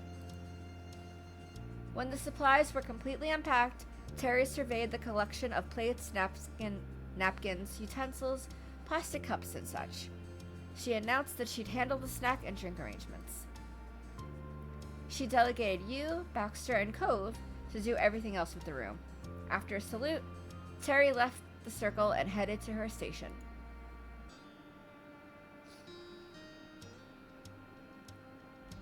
Hi, Courtney. Thank you. Oh, work. No worries. From under his cloak of feathers, Cove got busy snapping off tags and removing casings. You and Baxter followed his lead. The emptied bags were repurposed for holding trash. Peacefully and productively, your little team worked away on different tasks, until a groan of frustration echoed through the air. You glanced toward the opposite side of the room. Terry was shaking the chocolate fountain like she was trying to get a prize to fall out of it. Technical difficulties? Baxter stated the obvious. Everyone in the room was aware of Terry's struggles. Not to worry. I have a bit of experience with those beasts. I should be able to offer assistance. He announced his intentions as he got up. There wasn't much left that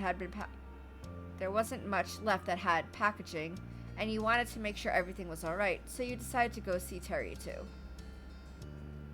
Cove was left to hold down the fort. He shrugged, and one of the boas slipped down his back. You crossed the floor together, and with a wave, Baxter spoke out to the woman hunched over a table. Hello. Terry sprung up at the sound. Her face was despairing, and she skipped right past the greeting. How do you use this thing? You add the chocolate, and it's supposed to go, right? 'Cause it's not going. Baxter pursed his lips and cocked a hip, considering. Basically, yes.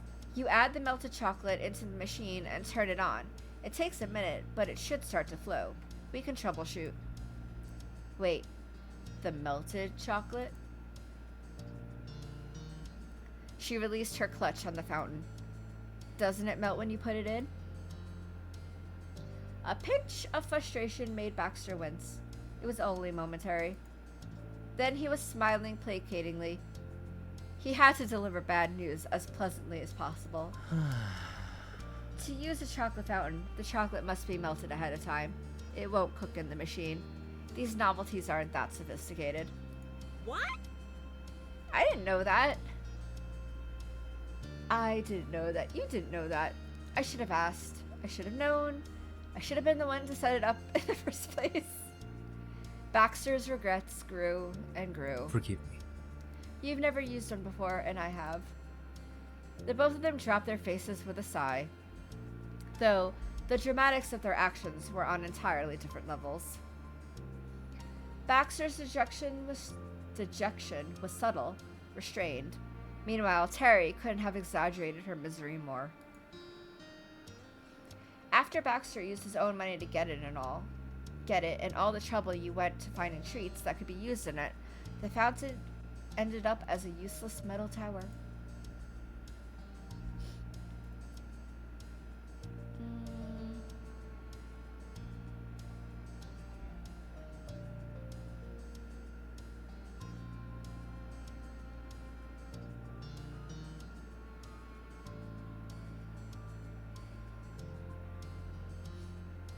There has to be some way to make that thing work. You're absolutely right. Baxter straightened himself up. Like an actual professional, he viewed the situation from an objective distance and could give perspective to the more emotionally attached Terry. It's not too late quite yet. This is a temporary hitch. I will take the chocolate somewhere where it can be melted and come back. I'll need some way to keep it warm during the trip. Well, Perhaps a thermos would work? Would you be able to find a thermos and melt chocolate before the party starts? He chuckled, a hand over his mouth. That is highly unlikely, but all you need to do is enjoy other parts of the event first. Dance, drink, eat one of the lovely cupcakes. Then he flicked his wrist, gesturing away from his face. I'll return at some point during the evening, and the fountain will go up then. We can even act as if it was intentional to bring out later. very well. Ideally, the fountain can accompany the serving of the cake. No one has to know it was a problem factor.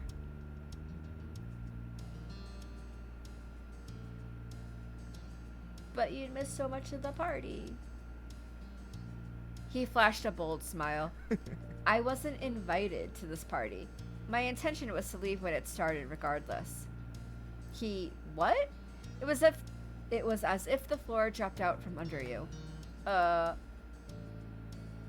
Baxter had worked as hard as anyone else to make this party happen. He pulled an all-nighter for it. The fact that he wasn't one of the guests was almost unbelievable. You glanced at Terry. She was frowning. Sorry. The whole thing was a surprise. I never told Randy he was helping throw her a party. She had no idea Baxter is here, and she's shy if she doesn't know somebody well. Wait.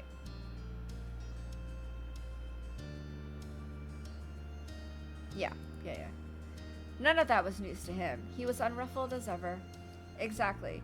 This is her birthday. It isn't her responsibility to host a near stranger because he elected to involve himself in the planning side of things. Baxter was being reasonable and mature, but that only made Terry feel worse. Her frown had deepened into a grimace. She piled job after job on his shoulders because he was just another part of the group in her mind. Now she realized too late that he wasn't and never had been.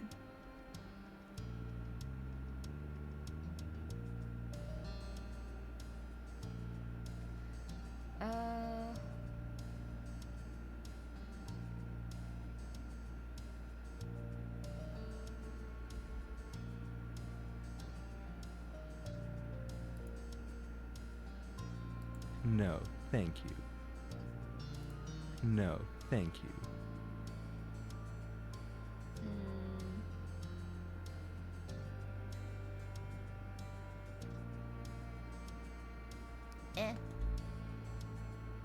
I know Miranda would want you here if she heard what you did. No, thank you. Still saying no, but like, meh. I do appreciate the thought, however, I must decline. I've had a great deal of fun. There's no need to include me further. In fact, I would prefer to leave the party. I want the event we've worked hard on to be as good as it can be. I won't be thwarted by a chocolate fountain, and I won't make the atmosphere awkward by being present after. All I ask is that you enjoy the time you have together and enjoy the time when I'm not there. This still didn't sit right with you, not at all, but what could you do? You couldn't decide for Miranda, or for him, whether Baxter attended or not. I know. Terry accepted it in the end, too. Baxter, you're not a wedding planner yet. You don't have to just sit in the background.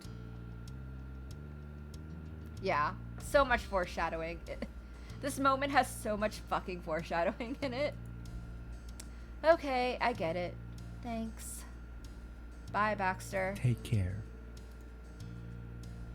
With that, he sauntered out of the room, a bag of unmelted chocolate in his hand and a smile on his face. In time with the shutting of the door, Terry smacked her palm against the table definitively. This is going to be the best party I've ever done no matter what, because it's going to be the only party I'll ever throw. Never again. Next time, somebody else is going to have to be in charge. I'll just help.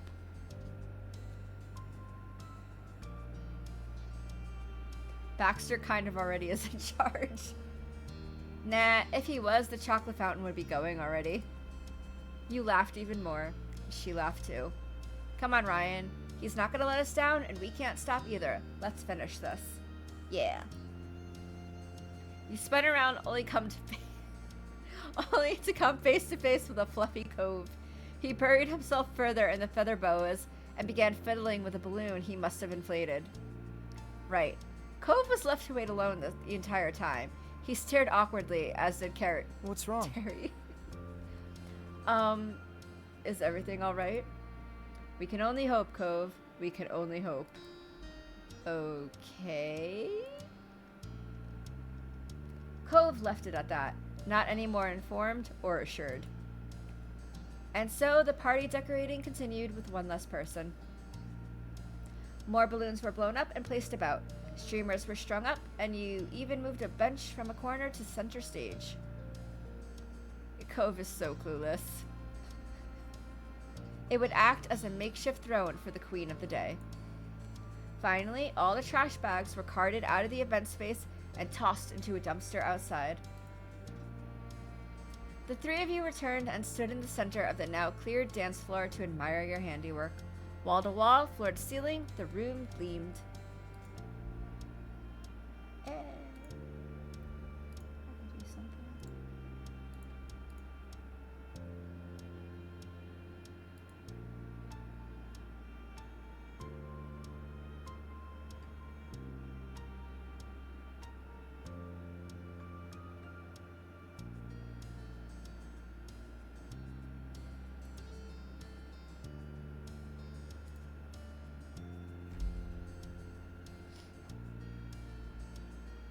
Yeah, they are. I agree.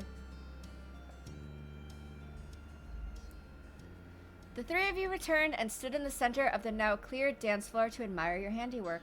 Wall to wall, floor to ceiling, the room gleamed. Neat. It looks good. It does. It actually does. Terry was beaming wider than you've ever seen. After a day and a half of almost non-stop preparations, you pulled off something pretty great. It was certainly a homemade arrangement by a group of friends at the last minute, but that was half the charm. Your efforts were easy to see.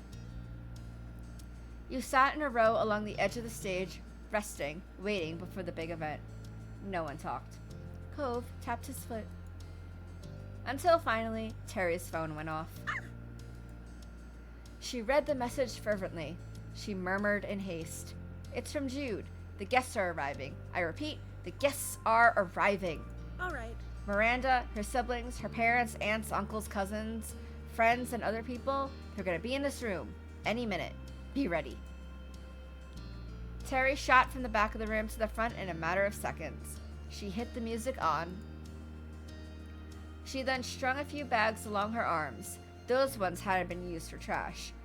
Cove put the accessories in them for safekeeping. After he was done wearing all the boas himself, of course. With that hanging over her, Terry stood in wait at the entrance.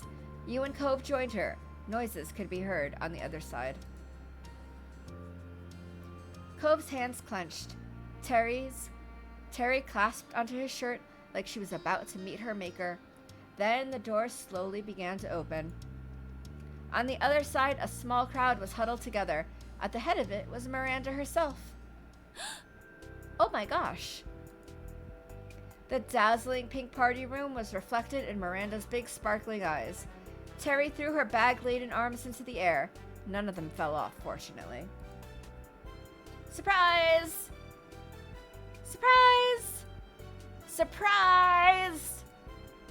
As spoken, Miranda was overcome with surprise. Terry and Ryan and Cove? Yeah. That's right. What do you think of your party this year? Terry queried her friends eagerly, though the quickness of the question was partially motivated by a discreet anxiety. Miranda blinked, and she knew. Her family weren't the ones who put on this event. She answered with wholehearted appreciation. I love it! It's amazing! Way nicer than I ever would have thought. And we surprised you? You really didn't know what we were up to? You're not just being nice? You're really nice. You definitely got me. I didn't think this much would happen.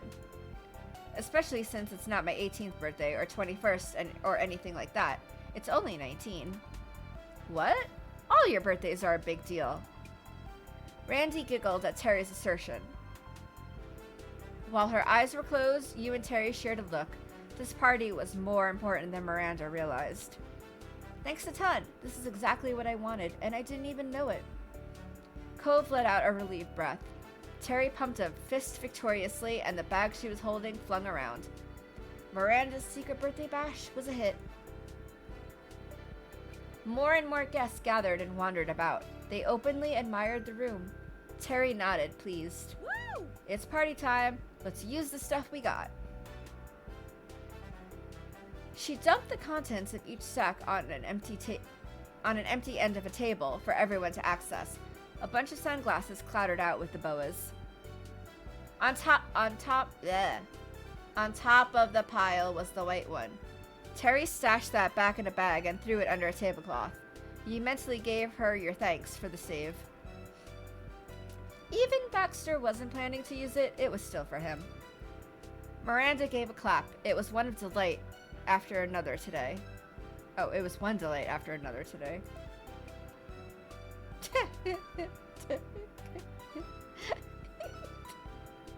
Terry sported sunglasses and a purple feather boa.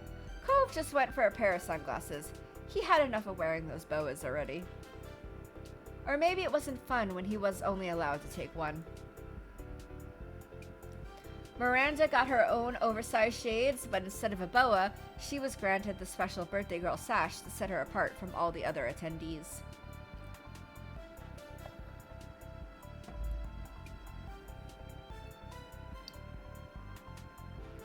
We'll wear a boa and sunglasses.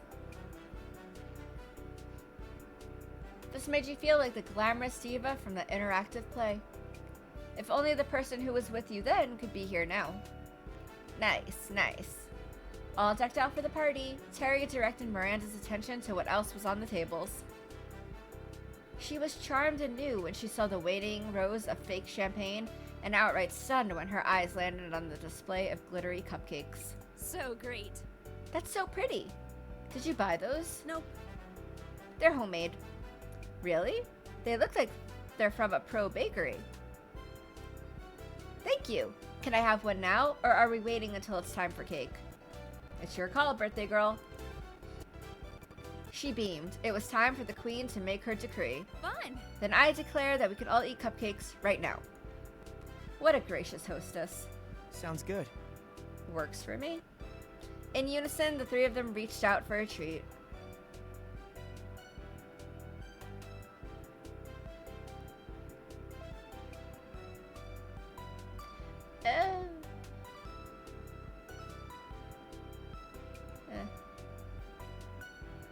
We're not eating our cupcake right now.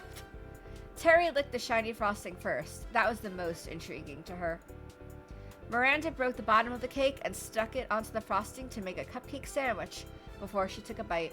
She'd seen it in a video one time and done it since.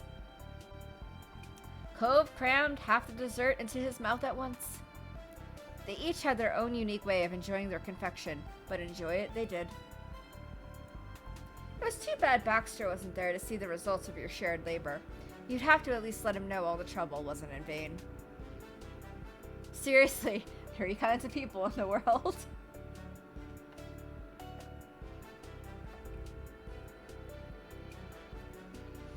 While the snacking occurred, you caught sight of Jude in the crowd of guests. He tied a blue boa around his forehead, the feathers hung down and partially covered his eyes. But his bangs were so long his view was always partially obstructed, so it didn't make that much of a difference. Miranda's mom, dad, and her 2 older sisters were going around the room taking pictures and videos. Whenever the cameras ended up pointed in their general direction, Terry and Miranda posed like superstars. Seeing the entire Eckhart family enjoying themselves really made the effort worth the while. The cupcakes were finished and crumbs were wiped away. Then, hand in hand, Terry and Miranda hit the dance floor. Cove's hand, meanwhile, hovered over the platter of cupcakes. He considered taking another, but closed his fingers into a fist. He resisted the temptation.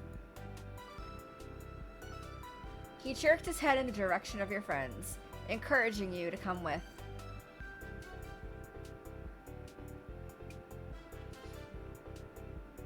Okay.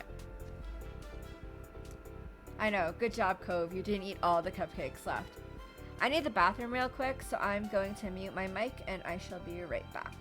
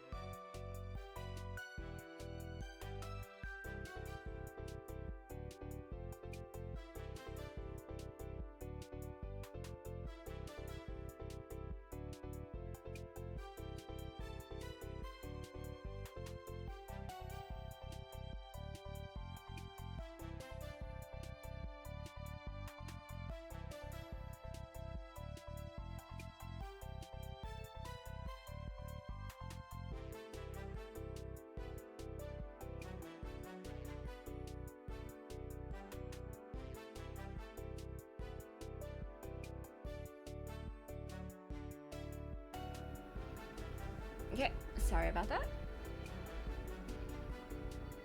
Cove left the snack table to toe the edge of the lit-up floor. He didn't go an inch past that border. Clapping and calling out to Miranda and Terry was as much partying as he was capable of.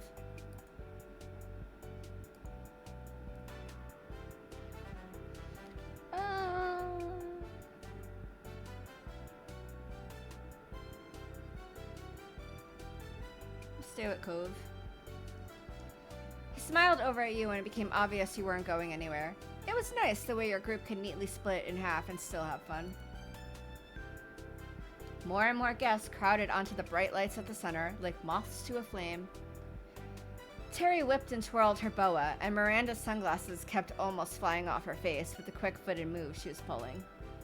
After a couple of songs, Terry dragged Miranda to the front so she could sit in the throne you prepared for her. Time for a cheer! Being the center of attention normally embarrassed Randy, but today she couldn't ignore those inclinations. Wait there, Randy. Cove, help me get the drinks around. She searched for you along the outskirts of the room and winked when your eyes met.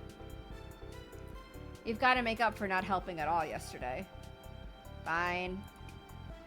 They got to it pouring and then passing drinks around the room. Cove offered one from the first batch to you. A grim-faced lady saw what was going on and silently helped give out the glasses of fake champagne.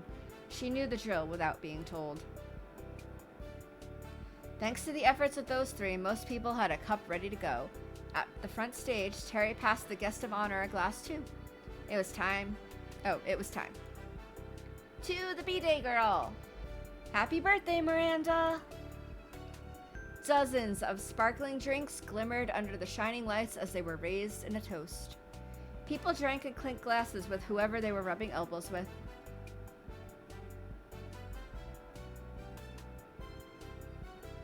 Tap Cove's cup.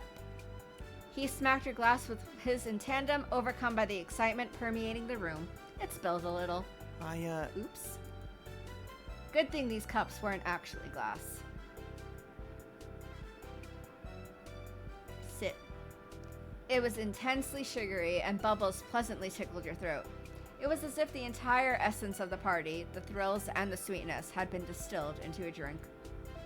With a half-full plastic champagne glass, Miranda leapt from her seat, off the stage, and landed in the crowd on the dance floor. That got a second round of cheering. Terry followed right after, and the celebrating resumed in full force. Cove still didn't quite dance himself, but he did bop his head to the music and tap a foot. You swayed along with the music, watching the festivities. Like with everything, you relished the moment in your own ways. That afternoon was the party to end all parties, for better or worse. The music and cider flowed without stopping until... Yo, Randy. Miranda's big brother slipped through the few cracks in the wall of dancers until he reached the heart of the floor. Food's here. It's cake time. Woo! Yay! Miranda gave a final gleeful twirl on her tiptoes. The birthday stash spluttered. Terry waved at you and Cove. Oh, yeah. Let's eat. The gang reunited back at the refreshment tables. And there, along with Miranda's parents, setting out sandwich platters for lunch, was another figure. A distinctly monochrome figure. He acted entirely at ease behind the table, busy doing a final check over the chocolate fountain. It was flipped on, and slowly, liquefied chocolate began to trickle out. Baxter did it. Is that Baxter? Miranda peered closer. She'd come face to face with an unexpected acquaintance in a gathering of the people she knew best.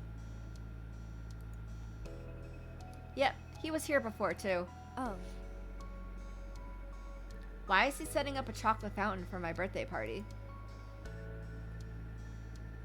Terry's hands went to her hips, and she came out with the whole story.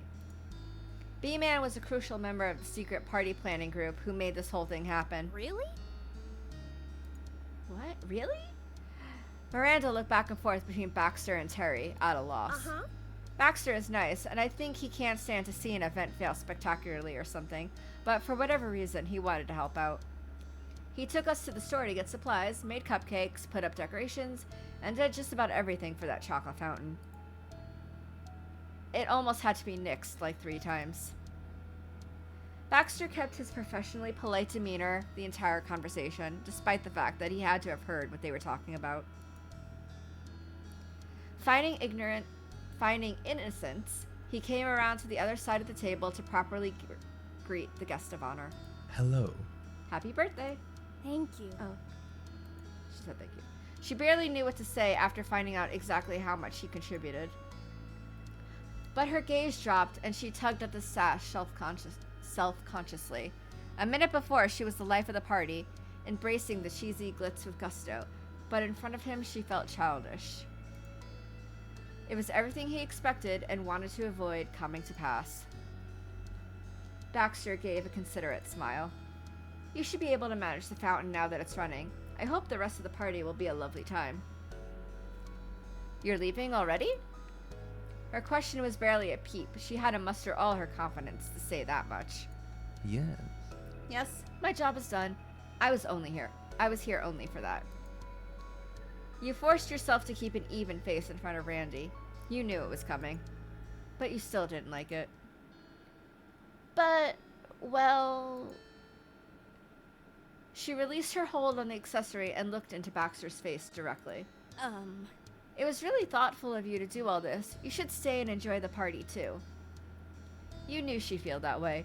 Randy would never want to take anyone for granted. You are a gracious host. His words held sincere appreciation at the welcome extended, enough to get your hopes up. But I can't do that. The rejection was equally amiable. That didn't make it less disappointing. You don't owe me anything. Certainly not a place among your real friends at your birthday party. There's no reason to feel guilty. Now, if you'll excuse me, take care. With a kindly wave that left no room for further arguments, Baxter breezed past your group. That was it. He was gone. Terry's shoulders hung low. She'd been able to have fun when Randy arrived, but the fresh reminder of what happened made all the regrets resurface.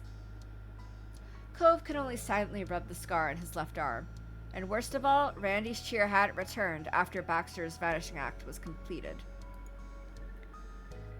He'd earnestly wished for her to be happy, but it was understandably hard to get into the celebratory spirit after that kind of revelation. It shouldn't have to end like that. It didn't have to end like that. You wouldn't let it end like that. If Baxter wasn't going to be at Miranda's party, there had to be something else he could be a part of. You mentally grappled with the problem and cast your eyes about, trying to grasp any hint of an idea. Then, something Terry said earlier came back to you. Terry?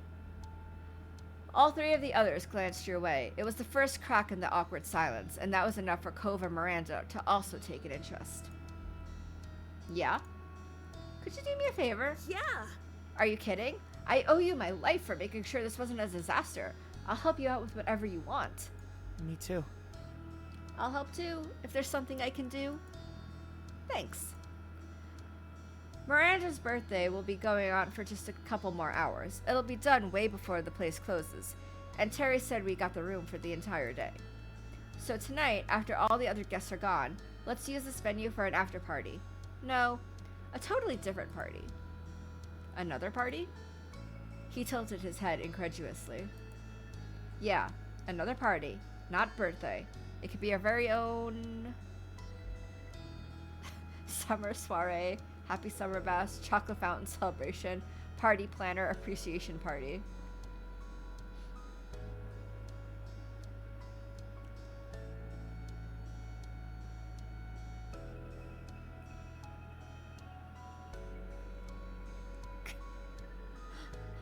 How are they going to react if I say summer soiree?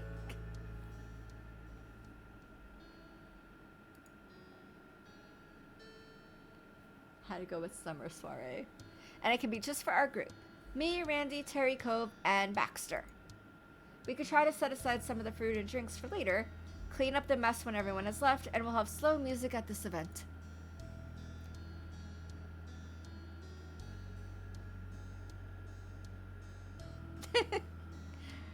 You know how much he wanted to dance, and I'd do that with him. Yeah. We're a great dancer, after all. Yeah. The first to affirm the idea was the one originally most trepidatious about Baxter being there, but she answered with confidence. Let's do it. I'll be a member of the secret planning party committee for this surprise. If he can do it for me, I can do it for him. And maybe Terry was right. We could all use more friends. Cove did not look convinced of all that, though couldn't disagree with the main suggestion.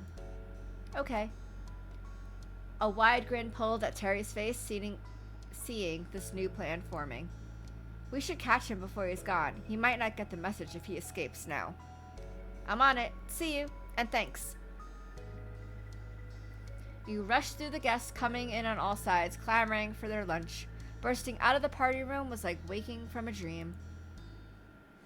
The pink extravaganza was replaced by a plain white hallway, and the only sounds were your own footsteps echoing off the linoleum floors. You'd been able to forget the normal world for a while, but it had been there the entire time, going on as usual on the other side of the door. But Baxter wasn't there either.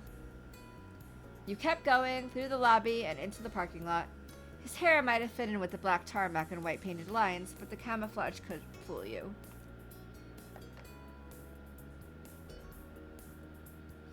He was at the end of the row, moments away from getting into his car. Baxter! He turned around at the sound of your voice. Pushing yourself further, you shot down the wide open space. I swear. Ryan, did something happen? Wait, please tell me it's not the chocolate fountain. Again. Your gait had slowed immensely in the final feet, and you came to a stumbling stop in front of Baxter. He waited patiently for an answer. Nothing was wrong. Well, that's a relief. You could have fooled me, however. You shouldn't be running out of the building if there are no issues. Go enjoy the damn fountain. Baxter's grin was teasing, harmless, though you didn't miss the layer of genuine frustration at the stupid machine after all the trouble it had caused. He smoothed his face and shirt out in fluid motions. I'll be fine. I'm going back. I just have to ask you something first. I see. I'm all ears. Okay, so I know you've already done a lot for this party and us, but if you're not too exhausted, could you come here again tonight, around 7 p.m.? Baxter's almost unshakable smile was lost to suspicion. Not good. This was a surprise you were planning. Seriously! Chocolate fountains. Enemies for life.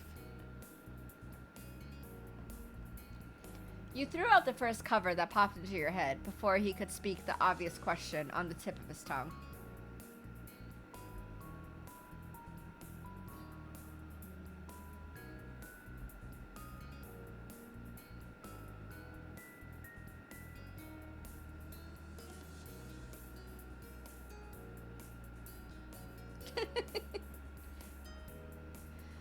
I don't want to ride home with Terry. We need, That wasn't there? Why am I umming? It's important. That's just more suspicious. This is a funny choice, but like... We, need help cleaning up after the party. Yeah.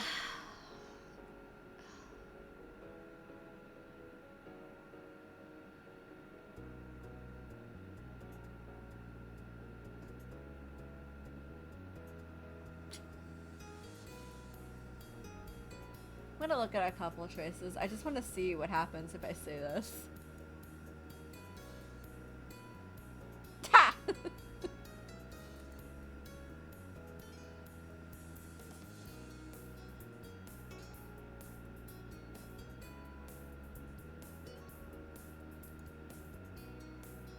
Okay, so he pretty much gets suspicious with all of them.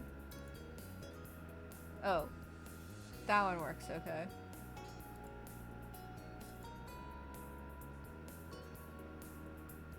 Okay.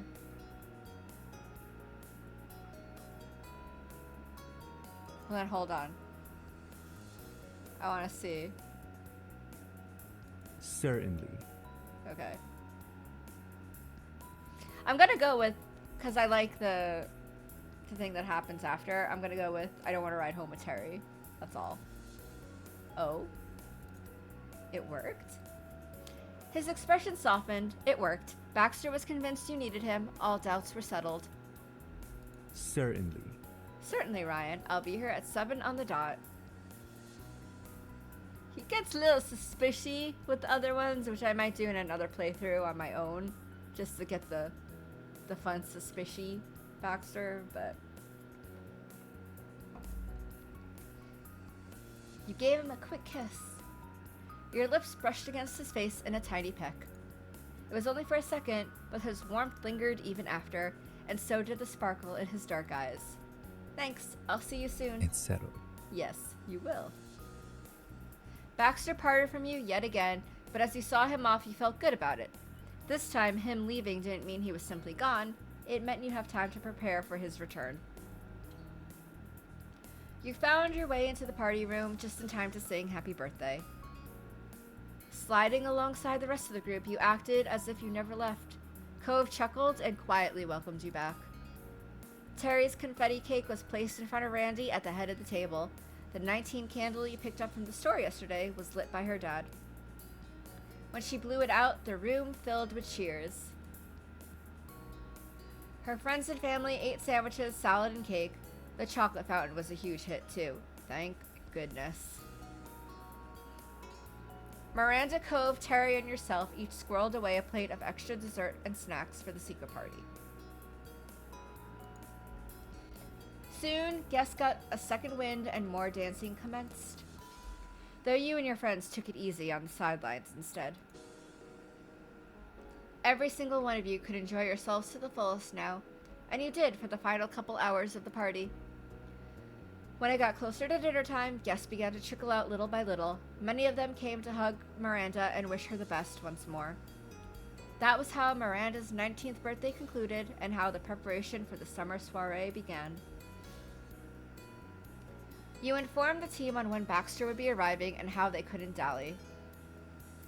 The four of you, plus Miranda's parents and siblings, cleaned up the trash and took down the decorations that indicated a birthday was going on. One of the tables and sound systems was left in place for the summer soiree. You also recovered the white boa from underneath the table where Terry hid it earlier. It was still in pristine condition. Perfect. At 6:50, Miranda kindly used the last of her birthday girl power to ask her family to get out of there so her friends could have their own party. The Eckert clan accepted being kicked to the curb and graciously made themselves scarce. Jude held up a peace sign as he shut the door behind himself and the rest of the folks taking their leave. At 6:55, you double-checked the dance floor for any debris. It was spotless. At 6:58, you wandered about the room, trying to pick out the best place to stand and wait. Terry teasingly wondered aloud if that's what she looked like before Randy arrived. It was. At exactly 7, the door cracked open. "Excuse me, may I come in?" Unsure of what he was walking into, Baxter paused at the precipice. "Enter, Baxter Ward." That was all the encouragement needed. Baxter came into the party room. He smiled graciously at the cluster of people silently standing ahead of him. Cove leaned over stiffly like a balloon slowly deflating. He whispered awkwardly into your ear. So, "What are we supposed to say now? Are we shouting a surprise for this?"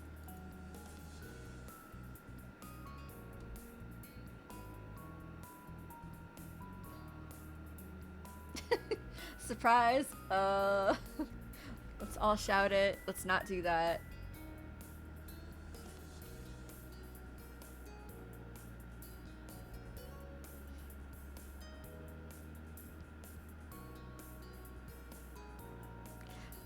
Not planned at all.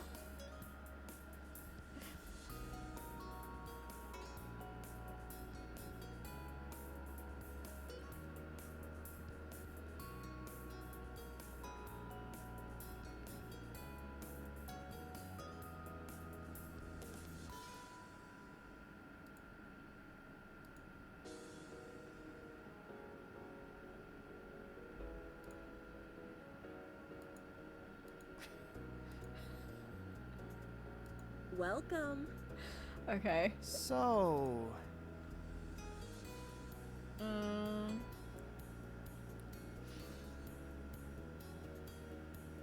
Yeah, I'm just gonna go with surprise, because that one was funnier. Surprise! Surprise! Surprise! Surprise! Surprise! The unexpected, not to mention delayed, exclamation as entrance gave Baxter a start. Welcome. How good of you to come, Baxter.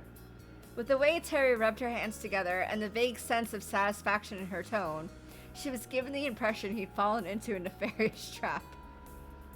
Now all the guests have finally arrived, and we can begin. What? What do you mean? I should think the guests should have left by this point. Baxter had a generously low level of confusion at the strangeness, merely raising his brow rather than making a hasty retreat. Even though Baxter would probably be the last person you knew who'd be scared off by villainous shenanigans, you decided to avoid any potential misunderstandings. What? Can't you tell? There's obviously a summer soiree happening.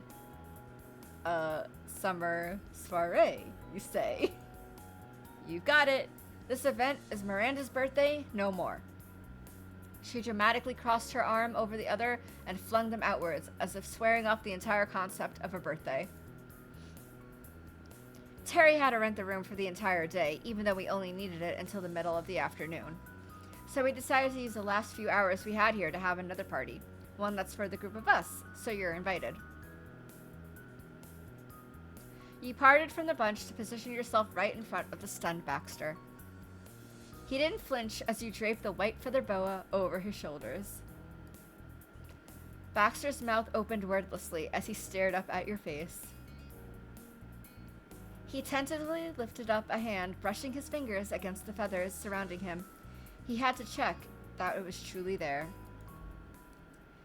Then, with his eyes still wide, a delighted grin grew across Baxter's face. To be honest, I must admit, I didn't suspect it at all.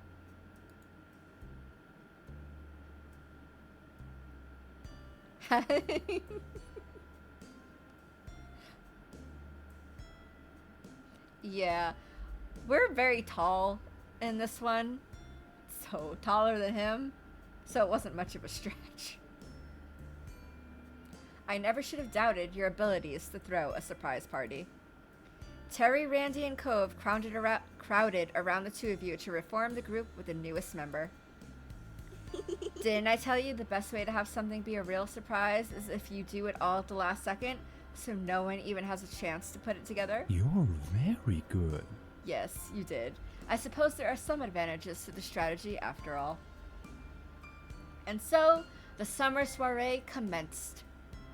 You hung around the almost barren snack table. It was the only piece of furniture left behind from Randy's party. There weren't even chairs, mostly. Miranda had joked that Baxter could take the throne now if he wanted to. That part came with the room. He courteously declined. Dinner was simple, more sandwiches and salad. It was also a mostly quiet meal, but that's exactly what was needed. At 7 a.m. that morning, you left to prepare for Miranda's birthday. 12 hours later, you were still there. Lazily enjoying one another's company after an extremely long day couldn't be overappreciated. Cove wiped crumbs from his mouth after he was done eating and addressed Baxter without being spoken to first for a change. There's dessert for you too. A slice of the cake and one of the cupcakes. Thank you. I'd like to try the cake Terry made, but I've had quite enough of the cupcakes. Fair enough. He was well acquainted with the confections, even if he'd never taken a single bite. Then, can I have it? Oh, Cove. absolutely. Please do. Don't forget the chocolate fountain. Terry jumped in with another sampling suggestion. The contraption was Baxter's second, arguably more formidable enemy of the event. It's still going strong. You gotta try it. However, he chuckled. All right, if you insist. Chocolate fountain. For all the trouble it caused, the fountain had indeed kept flowing, even as the night went on and dozens of treats passed through it. That was the only part of the equation that was in good shape, however. The platter of goodies alongside it had become a plate of baddies? Sure. What remained was some snap pretzel fractions, scraps of fruit, and mostly the full-size granola bars. Cookies and marshmallows had, to the shock of no one, been more popular choices. Those were gone long before the first party had even finished. Not one to complain, Baxter plucked up a granola bar and slipped one end into the rippling sheet of liquid chocolate that he melted himself. Cove meanwhile, wasn't going to settle for that, despite being the one who brought them. He tore off a piece of his second cupcake of the night and stuck that into the fountain. His fingers got coated as well. Baxter languidly watched Cove make a careless mess. You know, food that crumbly will get into the chocolate and... never mind. Smirking, Baxter removed his bar from the fountain and flipped around. He leaned his backside against the edge of the table. Honestly. What does it matter if the chocolate clumps? I wouldn't care if the fountain broke at this point. The point was punctuated with a satisfied bite into the chocolate-covered granola bar. It's good. No matter how definitively he made the statement, it was hard to tell if he was being serious or not.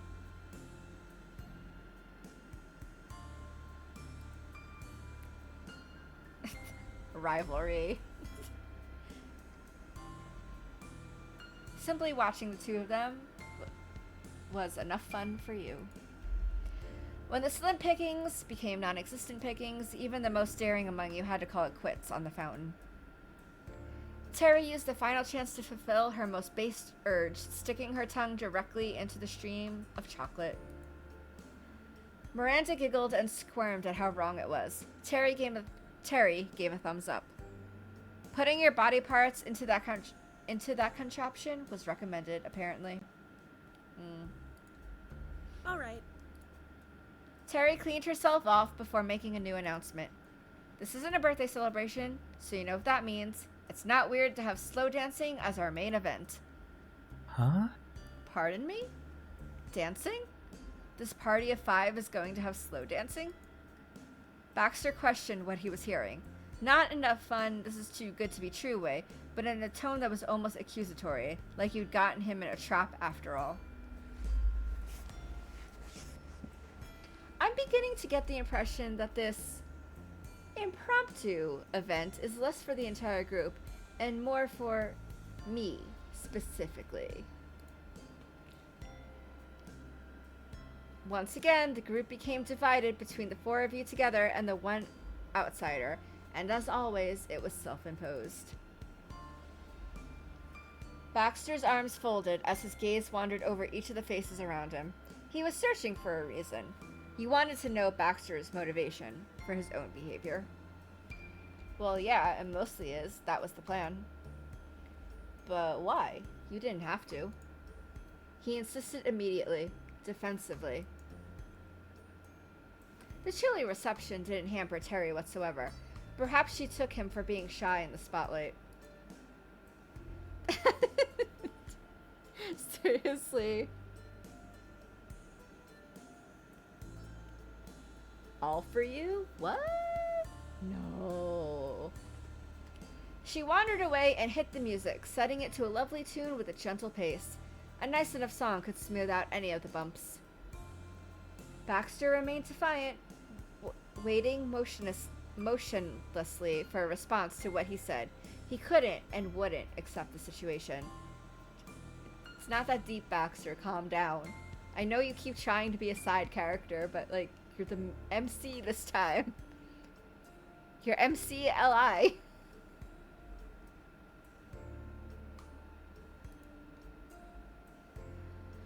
Under that kind of pressure, Miranda glanced at the floor and Cove sheepishly turned from Baxter to look at you for guidance. I see. That was enough of a hint for all to be clear. You were the planner for this party. Of course, that's how it happened, was what you read in his expression.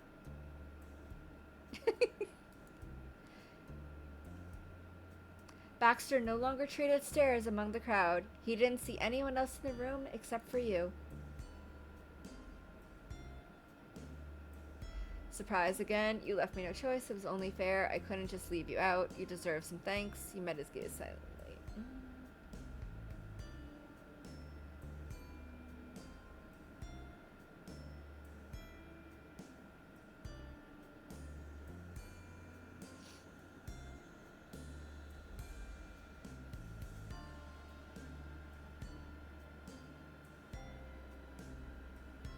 Gonna look at choices again.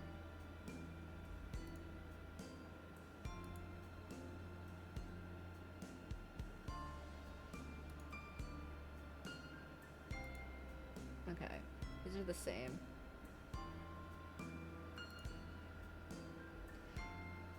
Okay, it looks like the ones that I was thinking about doing all go the same direction. So, surprise again. He took in a breath through his nose and curled his ring fingers into a fist. You'd have to take the initiative this time. For the second time that night, you approached Baxter. Then you offered him your hand. Can I have this dance, Mr. Ward?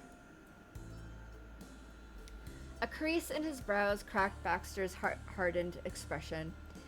It was frustrating and wonderful to him, and you had your suspicions on why he struggled with the gesture. Delicately and still without another word, he accepted.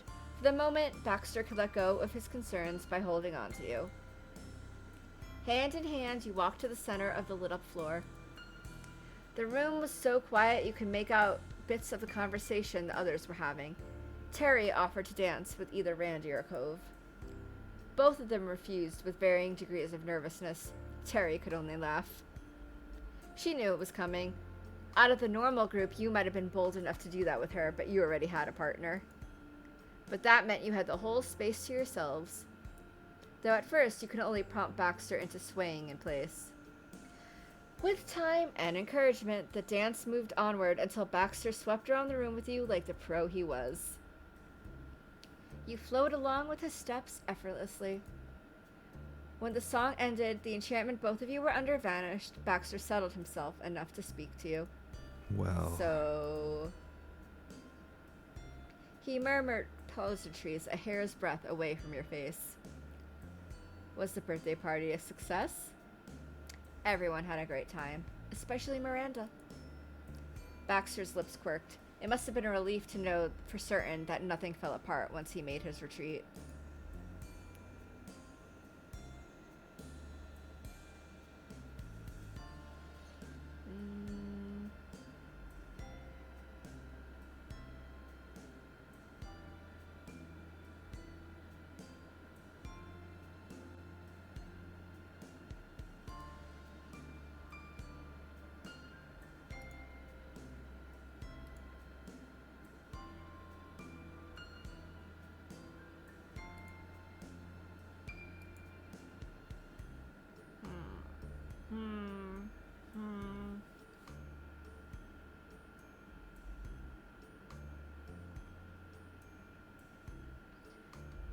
We'll go with I'm sorry you couldn't be there. You are incredibly considerate, but this is more than worth the trouble. Then a playful lilt rang in his tone. Lovely. Oh, and before I forget to mention it, I am thrilled to attend another summer soiree with you. Me too. His eyes closed and placed one foot back, only for a second. He thought better of that and brought it back in line with his other leg. I am not lying when I say this is one of the grandest occasions I've attended. Confessed by a man wearing a $2 feather boa and standing in the final remnants of a birthday party thrown together in 2 days. That scene had to be a far cry from the formal events you were certain he attended throughout his life before coming to Sunset Bird. Yet you didn't doubt the earnestness of his words for a second. You're... I apologize if I did not give that impression initially. I hate to be a bother. And you went to so much trouble, you'd nearly forgotten you hadn't let go of each other after the dance until Baxter's grip around your hand tightened. It doesn't matter now. The effort is sincerely appreciated. In a way, Terry had been right. Even Baxter Ward could be bashful in certain regards. That was okay. You were just glad he enjoyed himself in the end. Yep, right in front of our friends. Kissed him. You were sleepy and relieved and could finally just be happy with your charming suitor. He accepted the affection readily this time, pressing into you sweetly. Thank you. Thank you for inviting me to your party, Ryan. His eyes were still dancing, even if his feet had stopped, but his words carried the weight of finality with them. There was a joy he found in the fleetingness of it all. Just like this might be your very last big party with Terry, Miranda, and Cove, it could very well be the first and final time for Baxter, too. He had accepted that as certainty. Yeah. Yeah. He's like, almost there, almost there, almost there. Oh, they're down again. Okay. Baxter was always so ready to leave, with parties and the town on the whole. He treated everything that came his way as temporary, to merely be embraced while he could, and then to freely release. Even though you knew that, even if he never done anything differently, you hoped he would keep having a reason to return as long as you reached out to him. Ah! Done with the last moment. We still have to end summer. I'm not gonna do that today. That will be if I stream on Friday. Which, even if we go out on Friday, I think I still might be able to stream for a little bit, but then, I don't know how many hours I'll have to stream. It'll depend on schedules. Whenever I next stream, whether it be Friday, my birthday, or Sunday, whichever day it is, we'll end summer, and then we'll get on to the step 4 moments, finally. Woo! That was... Okay. Let's go to this. Let me save real quick.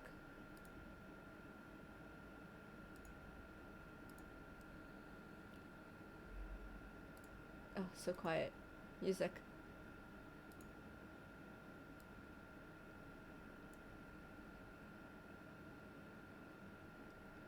Yeah, but it would require me, there's still a lot of dialogue that happens in summer ending. Because that's still long. So either...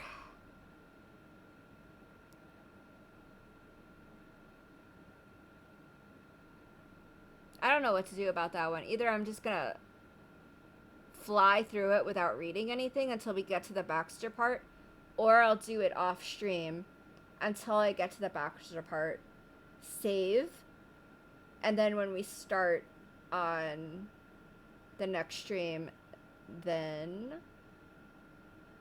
I'll start it. I might do that without us having to go through all the whole stressful dinner. Well, I'm not gonna have a meltdown this time. Cove doesn't need to follow me to the fucking car, because I always do that.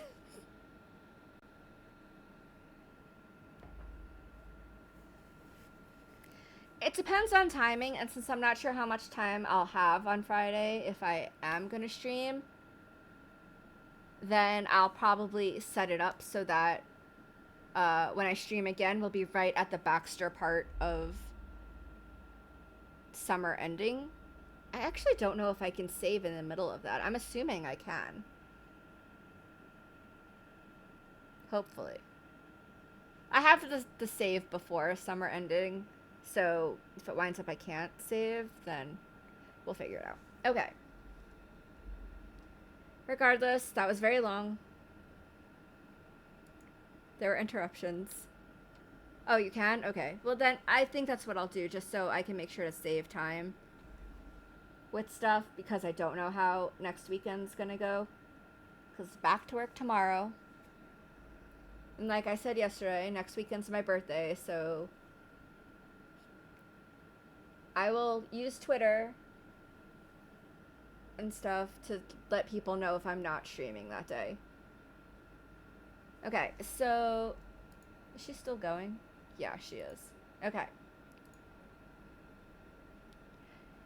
You two, I am going to raid my friend who started streaming while I was streaming. She's playing Zelda. And I hope everyone has a great rest of your weekend and a good week. Enjoy. Goodbye.